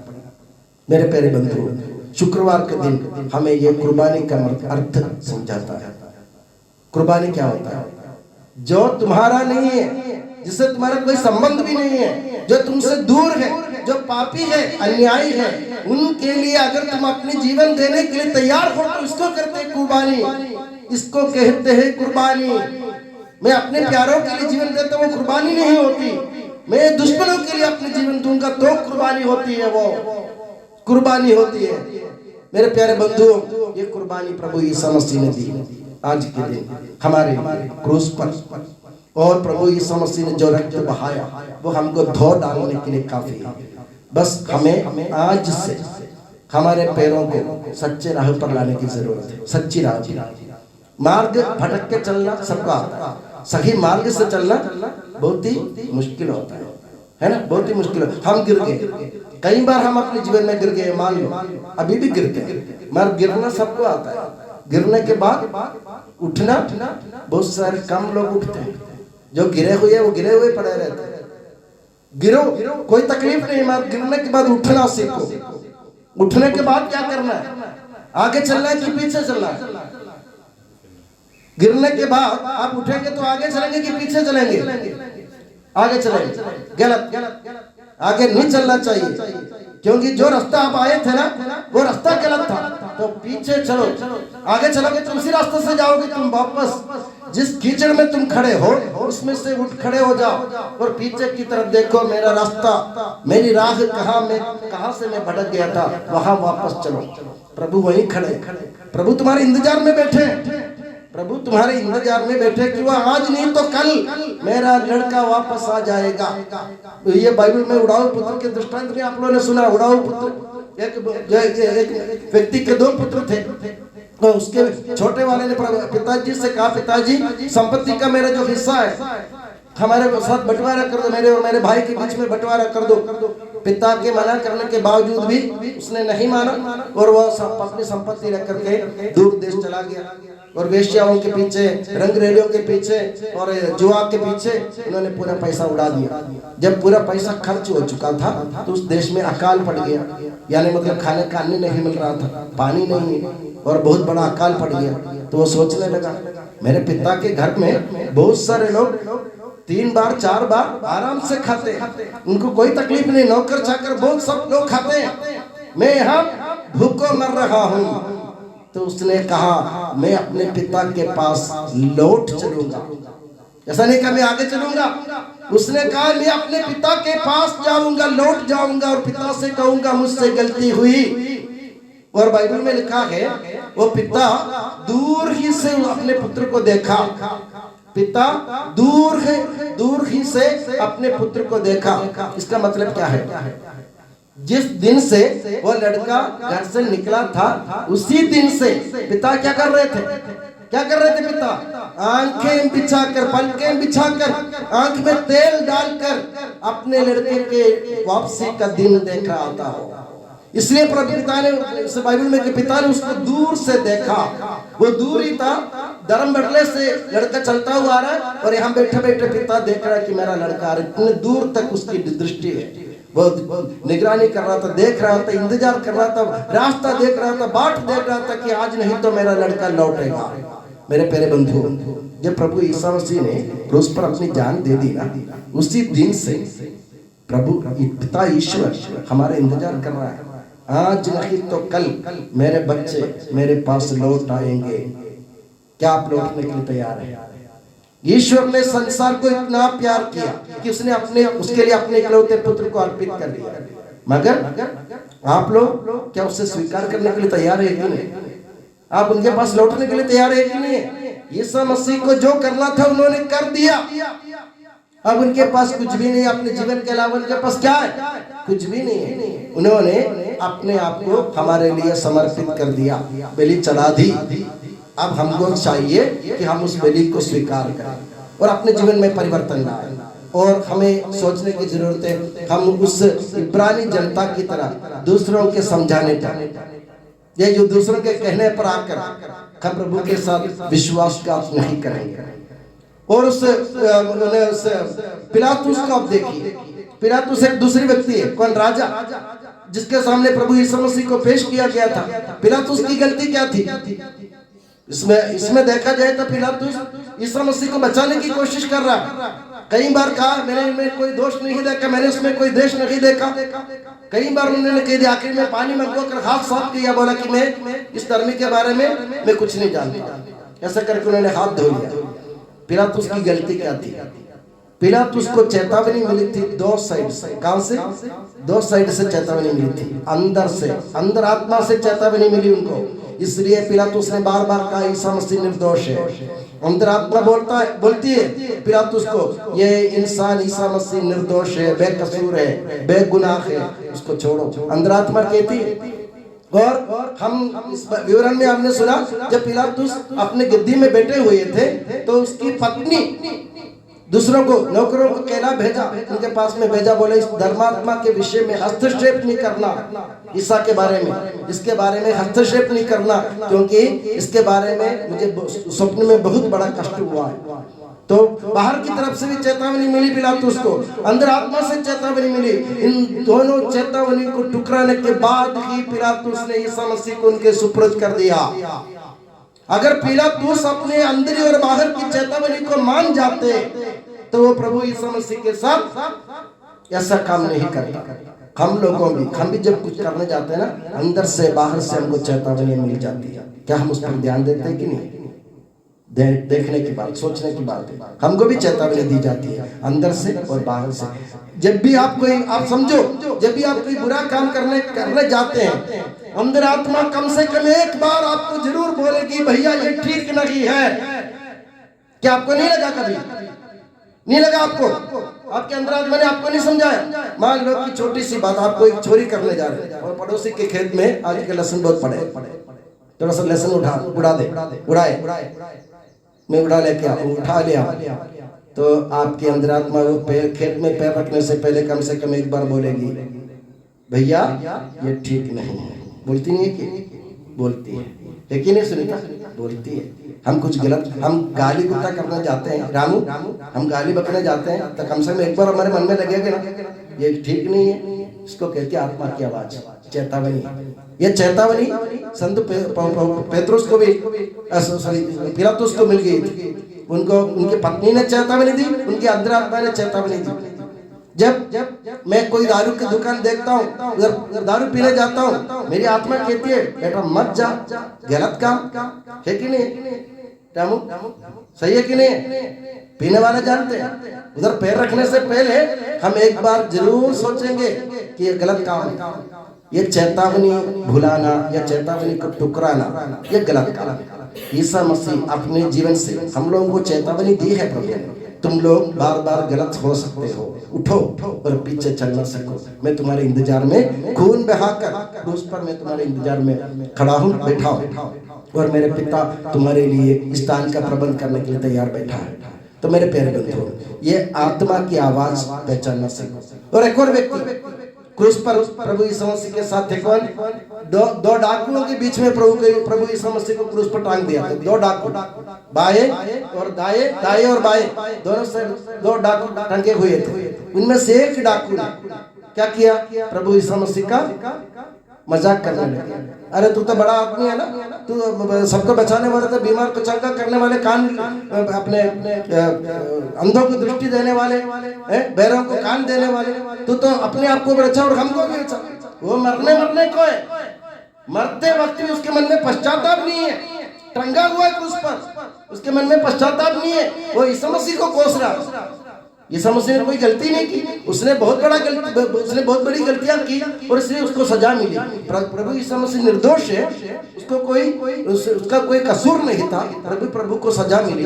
तो वो उसको सांत्वना देने के बजाय वो उसको कोस रहे, तू अपने आप को बचा और हमको भी बचा। मगर दाएं साइड में टंगे हुए डाकू ने क्या कहा? उसको डांटा, अरे भाई तेरा तो ये तेरी सजा तो न्याय संगत है, क्योंकि तूने गलती की, इसने कोई गलती नहीं की। और उसने डाकू ने क्या कहा? पश्चाताप भरे दिल से, पछतावा के साथ प्रभु से कहा, प्रभु आपके राज्य में मुझे भी याद कीजिए। जब कौन बड़ा हुआ? वो डाकू जो यीशु मसीह को खोस रहे थे वही बड़ा हुआ कि ये बड़ा हुआ? ये भी डाकू था। मरते वक्त उसके मन में पश्चाताप हुआ, प्रभु के सामने गिड़गिड़ा कर बोला, प्रभु मुझे याद कीजिए। ये भी नहीं कहा कि मुझे आपके साथ ले जाइए, ये भी नहीं कहा प्रभु मुझे क्रूस से उतार दीजिए, ये नहीं कहा मेरे पाप माफ कर दीजिए, ऐसा कुछ भी नहीं कहा उसने। एक ही शब्द का क्या कहा? प्रभु मुझे याद कीजिए। ये पश्चाताप की भावना है हमारे मन में, आखिरी वक्त में आने की भावना। एक बार हम फादर लोगों के बीच में हम बोल रहे थे, मैं ये बोल रहा था कि ये पश्चाताप के जो घड़ी, और डाकू ने अपने जीवन के आखिरी क्षण में पश्चाताप किया और प्रभु ने उनको स्वर्ग दान दिया। प्रभु ने क्या कहा था उस डाकू से कि आज तुम मेरे साथ स्वर्ग में होगे। प्रभु ने ही नहीं कहा सप्ताह भर बाद, एक महीना भर बाद, 6 महीने बाद मैं तुमको ले जाऊंगा। प्रभु ने क्या? आज ही तुम मेरे साथ प्रभु के स्वर्ग धाम में मेरे साथ होगे। मैं ये बोल रहा था, फादर लोग को प्रवचन दे रहा था, एक फादर ने मजाक में किया, चलो ठीक है अब तक मतलब है ना, काम करते रहो और जब मरने की घड़ी आएगी हम भी पश्चाताप करेंगे। मैं बोला भाई मरने की घड़ी कब आएगी तुमको भी मतलब पता नहीं चलेगा। मरने की घड़ी कब आएगी ये तुमको भी पता नहीं चलेगा। तुम सोचते होंगे कि मरते वक्त में पश्चाताप करूंगा, तुम्हें पश्चाताप करने का मौका ही नहीं मिलेगा तो क्या करेगा? तुमको पश्चाताप करने का मौका नहीं मिला तो क्या करोगे तुम? सोचने की बात। तुम सोचते हो कि मैं आखिरी घड़ी में पश्चाताप करके अपने जीवन को सुधार दूंगा। नहीं हजरे, हजरने का कोई मतलब ही नहीं, कोई टाइम नहीं मिलेगा भाई। क्योंकि ये अब जैसे मैंने आपने सुना है ना, आज करे तो काल, कल काल करे तो परसों, जल्दी जल्दी क्या करना, जी रहा है बरसों। ये नए जवान की सोच है। और पुराने लोग क्या कहते थे, काल करे सो आज कर, आज करे सो अब, जल पल में प्रलय आएगा, बहुरी करेगा कब। प्रलय जब सुनामी आई, हमसे बोल के आई कि मैं आ रही। जब हमारे पिछले जून 7 तारीख को हमारे कंबोड में बहुत बड़ा तूफान आंधी चली, हमसे बोल के आया था कि रामू मैं आ रहा हूँ। देखते ही देखते सब कुछ ढेर हो गया। पास्कल भैया का मकान कैसे उड़ गए, खुदा ईश्वर भी नहीं जाने हैं। झंडा कैसे बिताए हमको भी पता नहीं। ये तो आंधी तूफान बोल के आती है क्या, मैं आ रही। हमको चेतावनी देख नहीं है। वक्त जब मिलता है तब पश्चाताप करना सीखना। अपने जीवन को सुधारने का मौका आज मिला ना, तो आज अभी मतलब अभी सुधारना सीखो, कल के लिए मत करो।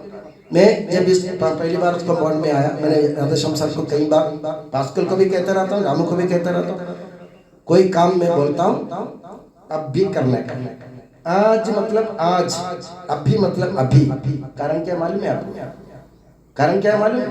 हम बहुत सारे काम के पीछे उलझ जाएंगे तो कोई भी काम नहीं होगा। एक काम जो करने के ना अभी करो, फर्ज में करूंगा, फिर 10 दिन बाद भी नहीं करोगे आप, 10 दिन बाद भी नहीं करोगे। इसलिए मैं जिद करता हूँ आज मतलब आज। आप पूरे अपने धर्म प्रांत में डायसिस में फादरों के बीच में पूछ सकते हैं, अगर कोई मुझसे कुछ कहते हैं तुरंत उसका निवारण। हमारे धर्मगुरु जो है उज्जैन में, पहले सब कहते हैं फादर साहिल को कुछ बोलो तो उसका उत्तर, जवाब या उसका निवारण तुरंत, एक दिन के लिए भी नहीं टाल सकता हूँ। जब मेरे पास कोई किसी का फोन आता है तो फादर हमारे ये काम कर दो, मैं तुरंत फोन उठाकर दूसरे को फोन लगाकर बोलता हूँ और सुनिश्चित करता हूँ कि ये काम हो गया। उसके बाद मुझे नींद आती। जबान का पक्का रखा, मतलब काम पर, वक्त पर काम करना सीखो। ये काम हमारे लिए जीवन में काम आएगा। क्यों? जैसे भले डाकू बच गए और ये बुरे डाकू मर गए, वहीं के वहीं डर हो गए। इसी तरह मेरे प्यारे बंधु, वक्त प्रभु हमको देता है, रोज देता है। और वक्त और लहरें, ये दोनों किसी की इंतजार नहीं करते। मालूम है आपको? आपने कभी लहरें देखी? लहरें देखी आपने?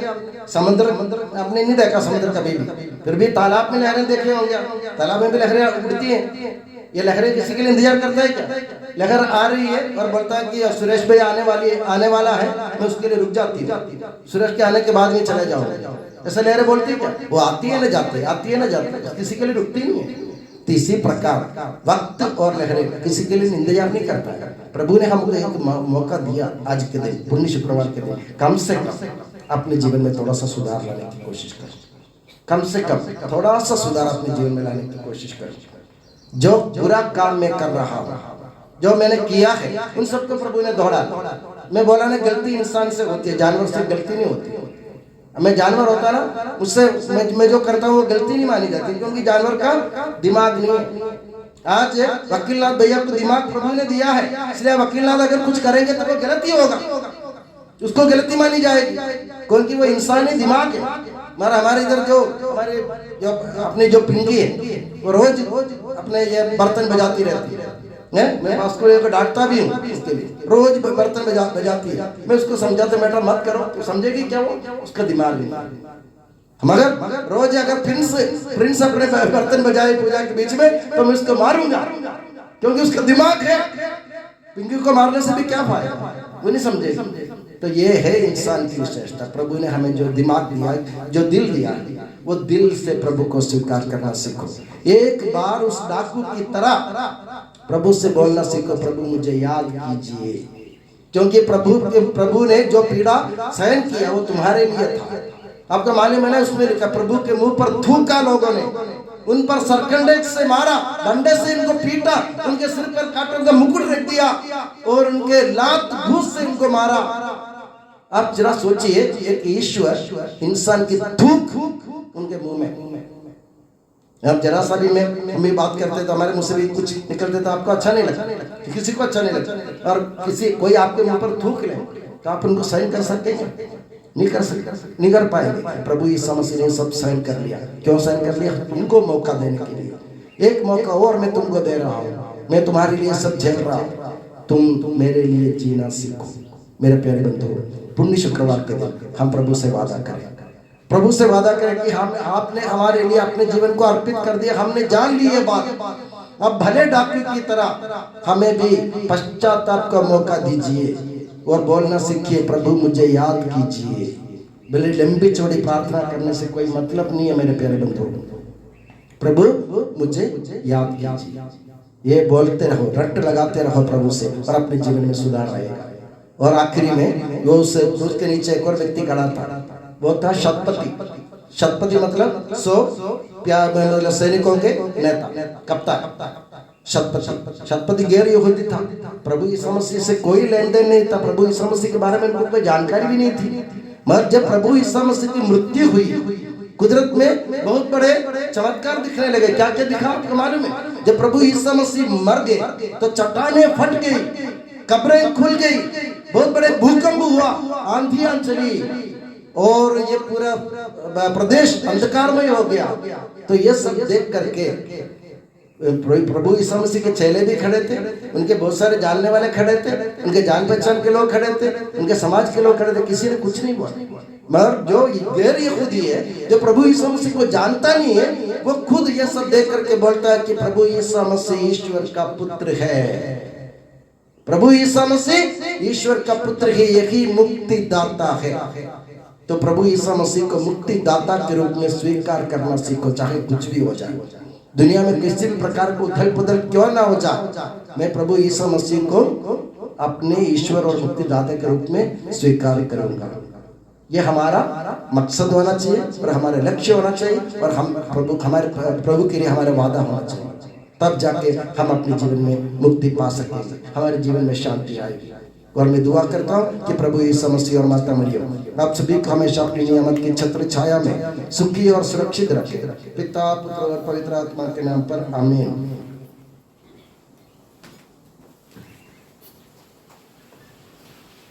हम पश्चाताप एवं श्रद्धा भक्ति से घुटने देखते हुए अपने प्रभु के दिव्य चरणों में विनय करें। हे प्रभु हम पर दया कर, हे प्रभु हम पर दया कर। हे मसीह तू पश्चाताप की और पापियों को बुलाने आया है, हम तेरी शरण आते हैं। हे प्रभु हम पर दया कर। हे जीवंत मसीह तूने स्वयं जख्मी होकर हमारे घावों को स्वस्थ किया और अपनी मृत्यु द्वारा मृत्यु पर विजय पाई है, हम तेरी शरण आते हैं। हे प्रभु हम पर दया कर। हे मसीह तूने दुख भोगे और मृत्यु के दौरान सूर्य एवं चंद्रमा को अप्रत्यक्ष होने एवं समस्त सृष्टि को विलाप करने दिया, हम तेरी शरण आते हैं। हे प्रभु हम पर दया कर। हे मसीह तूने क्रूस मृत्यु द्वारा सर्वस्व को सांत्वना प्रदान की, उन लोगों को भी विनाश से मुक्त किया जिन्होंने तुझे क्रूस पर चढ़ाया, हम तेरी शरण आते हैं। हे प्रभु हम पर दया कर। हे मसीह तूने अपनी मृत्यु के बाद अधोलोक में उतर कर वहां के लोगों को प्रत्याशा का सुसमाचार सुनाया, हम तेरी शरण आते हैं। हे प्रभु हम पर दया कर। हे मसीह तूने अपनी मृत्यु से संतों की कब्रें खोलकर उन्हें पुनर्जीवन देते हुए उन लोगों को लज्जित किया जिन्होंने तुझे क्रूस पर चढ़ाया, हम तेरी शरण आते हैं। हे प्रभु हम पर दया कर। हे मसीह तूने गोलगोथा के अपने समर्पण द्वारा हमारे ऋणों को चुकाया, हम तेरी शरण आते हैं। हे प्रभु हम पर दया कर। हे प्रभु तूने सलीब की वेदना के दौरान मानव जाति की मुक्ति एवं नवीकरण के लिए कटु रस का स्वाद लिया, हम तेरी शरण आते हैं। हे प्रभु हम पर दया कर। हे मसीह तू हमारा भला गडरिया और प्रभु है, तूने अपने भेड़ों के लिए स्वयं बलिदान होकर अपने रक्त से उनका उद्धार कर दुष्टों से हमें बचाया, हम तेरी शरण आते हैं। हे प्रभु हम पर दया कर। हे करुणामय ईश्वर तू कृपा पूर्वक सबों पर शासन करता है, हम तेरी शरण आते हैं। हे प्रभु हम पर दया कर। हे ईश्वर तो स्वर्गवासियों द्वारा स्तुति और भूवासियों द्वारा सत्य एवं आत्मा में आराधना के योग्य है, हम तेरी शरण आते हैं। हे प्रभु हम पर दया कर। हे हमारे मुक्तिदाता मसीह कलीसिया को विश्वासघात से बचा, तेरे आराधकों से पाप एवं ऋणों का बोझ दूर कर, कलीसिया के विविध में तेरे दासों को शांति एवं सुख प्रदान कर और मानव जाति को करुणा का परिचय दे। आमीन। हम सबके प्रभु यीशु से विनय पूर्वक प्रार्थना करें कि वे हमारी प्रार्थनाएं एवं याचनाएं स्वीकार करते हुए करुणापूर्वक उत्तर दें। आमीन। सबके प्रभु ईश्वर से हम प्रार्थना करें कि वे अपनी कृपा दृष्टि से पूर्व एवं संतुष्ट रूप से पवित्र कैथोलिक कलीसिया का संरक्षण करें। आमीन। सबके प्रभु यीशु से हम प्रार्थना करें कि वे बादल के खंभे की छाया में पवित्र कलीसिया का संरक्षण करें और वचन के प्रकाश से उसे प्रदीप्त करें। आमीन। समस्त कलीसिया के संपूज्य परमाध्यक्ष संत पापा फ्रांसिस के लिए, हमारी कलीसिया के पिता और मुखिया मेजर आर्चबिशप मां राफेल के लिए, हमारे पूज्य धर्माध्यक्ष मां सेबास्टियन के लिए, अन्य सभी धर्माध्यक्षों एवं उनके सहसेवकों के लिए हम सबके प्रभु ईश्वर से प्रार्थना करें कि वे मूसा के समान नेतृत्व, हारून के समान पुरोहिताई सेवा और पेतरुस के समान धर्मक्षीय सेवा कर सकें। आमीन। सबके प्रभु यीशु से हम प्रार्थना करें कि धर्माध्यक्षगण जो हमारे पिताओं गढ़िए हैं अपने वचन एवं कार्यों से अपने भेड़ों का नेतृत्व करें और शत्रुओं से उनकी रक्षा करें। आमीन। सबके प्रभु ईश्वर से हम प्रार्थना करें कि पुरोहितगण जो कलीसिया में धर्म सेवा द्वारा विश्व के पवित्रीकरण के लिए नियुक्त हैं, ईश्वर की जनता को सत्य के मार्ग पर ले चलते हुए उन्हें संसार की ज्योति और पृथ्वी का नमक बनाएं।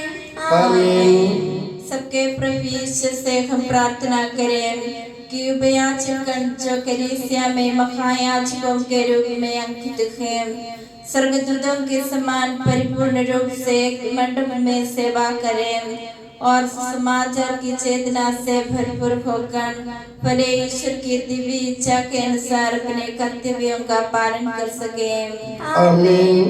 सबके प्रभु ईश्वर से हम प्रार्थना करें कि प्रत्योपयाजक एवं कारोगण जो कलीसिया के विकास के लिए नियुक्त हैं, ज्ञान एवं प्रेम में अग्रसर होकर अपनी सेवा का कार्यवंत फलदायी रूप से कर सकें। आमीन।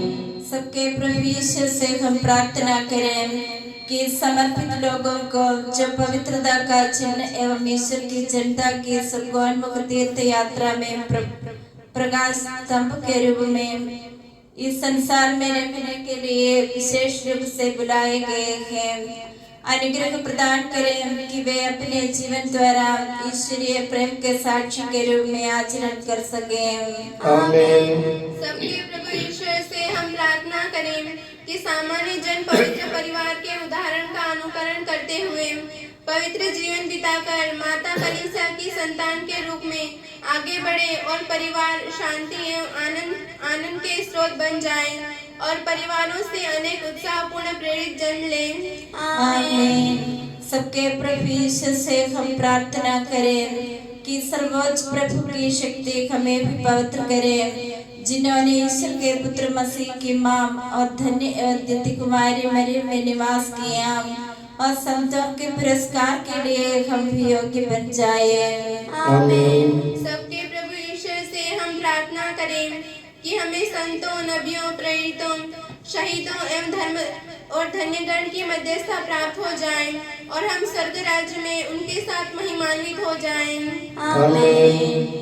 हमारे पवित्र आचार्यों और सत्य के प्रबोधक धर्म गुरुओं एवं पुरोहितों और हमारे जन के समस्त संतों की याद ईश्वर के समक्ष करते हुए सबके प्रभु ईश्वर से हम प्रार्थना करें कि वे जिस सत्य का साक्ष्य दे रखे हैं वह संसार में कायम रहे। आमीन। सबके प्रभु ईश्वर से हम प्रार्थना करें कि इस संसार के न्यायकर्ता सत्य को पहचाने और प्रलोभन के वशीभूत न होकर बिना भेदभाव से न्याय का परिचय दे सकें। आमीन। सबके प्रभु यीशु से हम प्रार्थना करें कि अमीर लोग धन दौलत पर भरोसा न करते हुए ईश्वर पर भरोसा रखें और उनको सौंपी हुई धन दौलत गरीबों के साथ भी बांटने का मनोभाव प्राप्त करें। आमीन। सबके प्रभु ईश्वर से हम प्रार्थना करें कि कि भूखों को भोजन, पीड़ितों को सांत्वना, रोगियों को स्वास्थ्य एवं निराश्रित लोगों को आश्रय प्राप्त हो जाए। आमीन। सबके प्रभु यीशु से हम प्रार्थना करें कि बंदीगण मुक्त होकर ईश्वर की संतान की आजादी का अनुभव कर सके। आमीन। सबके प्रभु ईश्वर से हम प्रार्थना करें कि पवित्र कलीसिया की संतान विशेषकर उपस्थित सब लोग अशुद्ध आत्माओं से संरक्षित हो जाएं। आमीन। सबके प्रभु यीशु से हम प्रार्थना करें कि अनुकूल मौसम कायम रखे, जल स्रोतों में से प्रचुर मात्रा में पानी निकले और वृक्ष एवं वनस्पति समृद्ध रूप से फल उत्पन्न करें। आमीन। त्रिएक ईश्वर को स्वीकारना और उनकी आराधना करना उचित और योग्य है, जो सबके प्रभु ईश्वर, उनके एकलौते पुत्र प्रभु ईसा और जीवंत पवित्र आत्मा है। सबके प्रभु ईश्वर से हम प्रार्थना करें कि वे हमें अनुग्रह प्रदान करें और उनके राज्य के सहभागी बनाएं, जिन्होंने हमारा उद्धार पूर्णता तक पहुंचाया है। आमीन। हे प्रभु, प्रार्थना और याचना द्वारा शांति और दया के दूत के लिए हम तुझसे विनय करते हैं। हे प्रभु, हम तुझसे विनय करते हैं। जीवन भर कलीसिया की शाश्वत शांति के लिए और पाप रहित जीवन के लिए हम तुझसे विनय करते हैं। हे प्रभु, हम तुझसे विनय करते हैं। पवित्र आत्मा की शक्ति से प्राप्त परिपूर्ण प्रेम भाव के लिए हम तुझसे विनय करते हैं। हे प्रभु, हम तुझसे विनय करते हैं। पापों की क्षमा के लिए और हमारे जीवन को समृद्ध बनाने वाले ईश्वरीय कृपा दानों के लिए हम तुझसे विनय करते हैं। हे प्रभु, हम तुझसे विनय करते हैं। नेताओं में विवेक, न्यायकर्ताओं में न्यायशीलता, शासकों में ईमानदारी एवं विश्व में शांति कायम रखने के लिए हम तुझसे विनय करते हैं। हे प्रभु, हम तुझसे विनय करते हैं। कलीसिया में तेरा अनुग्रह एवं कृपा सदा कायम रखने के लिए हम तुझसे विनय करते हैं। हे प्रभु, हम तुझसे विनय करते हैं। हम सब अपने आप को और एक दूसरे को पिता, पुत्र, पवित्र आत्मा के दिव्य चरणों में समर्पित करें। हे हमारे ईश्वर, हम समर्पित करते हैं। हे प्रभु सर्वशक्तिमान ईश्वर, हम अत्यंत नम्रता से विनय करते हैं कि तू अपना अनुग्रह हम पर पूर्ण कर, हमें शक्ति प्रदान कर कि हम अपने प्रभु यीशु मसीह के वेदनापूर्ण जीवन से संयुक्त होते हुए प्रसन्नता पूर्वक अपने क्लेशों में और पीड़ाओं को सह सके और बलि जीवन जारी रखें। हमारी सहायता कर कि हम भ्रातृ प्रेम एवं आत्म परित्याग का परिचय देते हुए अपना जीवन सफल बनाए। हे सबके प्रभु पिता, पुत्र और पवित्र आत्मा सर्वदा आमीन। गुरु और आपका आशीर्वाद, हम हस्तारोपण के लिए सिर झुकाएं और आशीर्वाद प्राप्त करें। सबको पवित्र करने वाले की आशीष, सभी को सांत्वना देने वाले की दिलासा एवं सबों पर कृपा बरसाने वाले की करुणा और परिपालन हम पर, इस मंडली पर एवं समस्त मानव जाति पर बनी रखे। आमीन।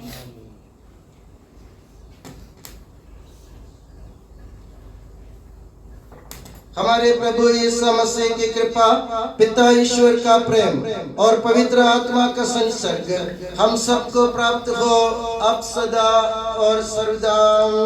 आमीन। हम सब श्रद्धा भक्ति से अपने मुक्तिदाता के अमूल्य शरीर रक्त के रेसियों के समीप जाए। पश्चात हमसे प्राप्त आशा के साथ अपने अपराधों से मुख मोड़कर और अपने पापों पर रोककर हम अपने प्रभु यीशु से कृपा और क्षमा की याचना करें और अपने भाई बहनों के अपराधों को क्षमा करें। हे प्रभु, अपने सेवकों के पाप और अपराध क्षमा कर। हम अपने अंतःकरण को मनमुटा और कलह से शुद्ध करें। हे प्रभु, अपने सेवकों के पाप और अपराध क्षमा कर। हम अपनी आत्माओं को क्रोध और बैर से मुक्त करें। हे प्रभु, अपने सेवकों के पाप और अपराध क्षमा कर। हम परम शांति ग्रहण करें और पवित्र आत्मा से पवित्र हो जाएं। हे प्रभु, अपने सेवकों के पाप और अपराध क्षमा कर। आपस में एकता, मेल मिलाप और शांति रखते हुए हम इन रहस्यों को ग्रहण करें। हे प्रभु, अपने सेवकों के पाप और अपराध क्षमा कर। हे प्रभु, ये रहस्य हम हमारे शरीरों के पुनरुत्थान का तथा आत्माओं की मुक्ति का कारण बने और अनंत जीवन का कारण बने। आमीन। हम प्रार्थना करें, शांति हमारे साथ रखें। हे प्रभु हमारे ईश्वर, हमें इस योग्य बना दे कि हम निर्दोष होकर प्रसन्न मन से निरंतर तेरे सानिध्य में रह सके और तेरे अनुग्रह से प्राप्त आशा के साथ हम सब मिलकर तुझे पुकारें और इस प्रकार के कि हमारे पिता जो स्वर्ग में है, तेरा नाम पवित्र मना जाए, तेरा राज्य आए, तेरी इच्छा जैसे स्वर्ग में पूरी होती है वैसे पृथ्वी पर भी हो। हमारा दैनिक आहार आज हमें दे, हमारे अपराध तथा पाप हमें क्षमा कर, जैसे हमने अपने अपराधियों को क्षमा किया है। हमें परीक्षा में न पड़ने दे, पर दुष्ट से बचा, क्योंकि सदा शक्ति तेरी है और महिमा तेरी है। आमीन। हे प्रभु सर्वशक्तिमान ईश्वर, हमारे दयालु पिता, हम तेरी कृपा के लिए तुझसे विनय करते हैं। हमें परीक्षा में न पड़ने दे, परंतु दुष्ट और उसके साथियों से हमें बचा, क्योंकि स्वर्ग तथा पृथ्वी पर राज्य तेरा है, शक्ति तेरी है और प्रभुत्व तेरा है अब सदा और सर्वदा। आमीन। आप लोगों को शांति और आपको भी। ये प्रभु पवित्र वस्तु पवित्र लोगों के लिए है। एकमात्र पिता पवित्र है, एकमात्र पुत्र पवित्र है, एकमात्र आत्मा पवित्र है। पिता पुत्र और पवित्र आत्मा की सदा सर्वदा जय हो। आमीन। जीवंत ईश्वर का स्तुति गान करें। कलीसिया में उसकी स्तुति हो, उसकी करुणा सदा सर्वदा हम पर हो। आप लोगों को शांति और आपको भी। संत यूहन्ना द्वारा घोषित हमारे प्रभु यीशु मसीह का सुसमाचार। हमारे प्रभु यीशु मसीह की जय। वो तैयारी का दिन था। यहूदी ये नहीं चाहते थे कि शव विश्राम के दिन क्रूस पर राजा, क्योंकि उस विश्राम के दिन बड़ा त्योहार पड़ता था। उन्होंने पिलातुस से निवेदन किया कि उनकी टांगें तोड़ दी जाए और शव हटा दिए जाए। इसलिए सैनिकों ने आकर ईसा के साथ क्रूस पर चढ़ाए हुए पहले व्यक्ति की टांगें तोड़ दी, फिर दूसरे की। जब उन्होंने ईसा के पास आकर देखा कि वह मर चुके हैं, तो उन्होंने उनकी टांगें नहीं तोड़ी, लेकिन एक सैनिक ने उनके बगल में भाला मारा और उसमें से तुरंत रक्त और जल बाहर निकला। जिसने ये देखा है वही इसका साक्ष्य देता है और उसका साक्ष्य सच्चा है। वो जानता है कि वो सच बोलता है, जिससे आप लोग भी विश्वास करें। ये इसलिए हुआ कि धर्म ग्रंथ का एक अध्ययन पूरा हो जाए, उसकी एक भी हड्डी नहीं तोड़ी जाएगी। फिर धर्म ग्रंथ का एक दूसरा अध्ययन इस प्रकार है, उन्होंने जिसे छेदा वे उसी की ओर देखेंगे। इसके बाद अरिमथिया के यूसुफ ने, जो यहूदियों के भय के कारण ईसा का गुप्त शिष्य था, पिलातुस से ईसा का शव ले जाने की अनुमति मांगी। पिलातुस ने अनुमति दे दी। इसलिए यूसुफ आकर ईसा का शव ले गया। निकोदेमुस भी पहुंचा, जो पहले रात को ईसा से मिलने आया था। वह लगभग 50 सेर का गंधरस और अगरू का सम्मिश्रण लाया। उन्होंने यहूदियों के दफन की प्रथा के अनुसार उसे सुगंधित द्रव्यों के साथ चाटी की पट्टियों में लपेटा। जहाँ ईसा क्रूस पर चढ़ाए गए थे वहाँ एक बारी थी और उस बारी में एक नई कब्र, जिसमें अब तक कोई नहीं रखा गया था। उन्होंने ईसा को वहीं रख दिया, क्योंकि वह यहूदियों के लिए तैयारी का दिन था और वो कब्र निगड़ी थी। हमारे प्रभु ईसा मसीह की जय। इसी से हमारे आज के अनुष्ठान यहाँ खत्म हो रहा है। भी प्रभु यीशु मसीह के क्रूस का चुंबन कर भेंट चढ़ाने का समय है। आप लोग बारी बारी से आकर प्रभु यीशु मसीह के क्रूस का चुंबन करें।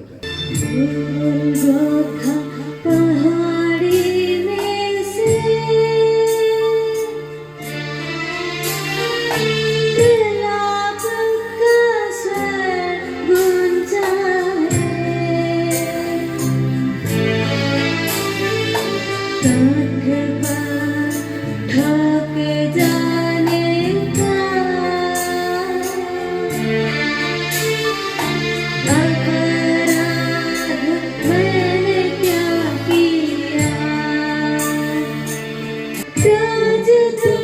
बस तुमको सजाया, तुमको मैंने कितना माना, सिर पे मेरे कांटों का ताज, पहनाया लहू बहाया, गोलगोथा पहाड़ी में से प्रलाप का स्वर गूंजा है, काट पर ठोक जाने का अब याद मैंने क्या किया, गोलगोथा पहाड़ी में से प्रलाप का स्वर गूंजा है, काट पर ठोक जाने का अब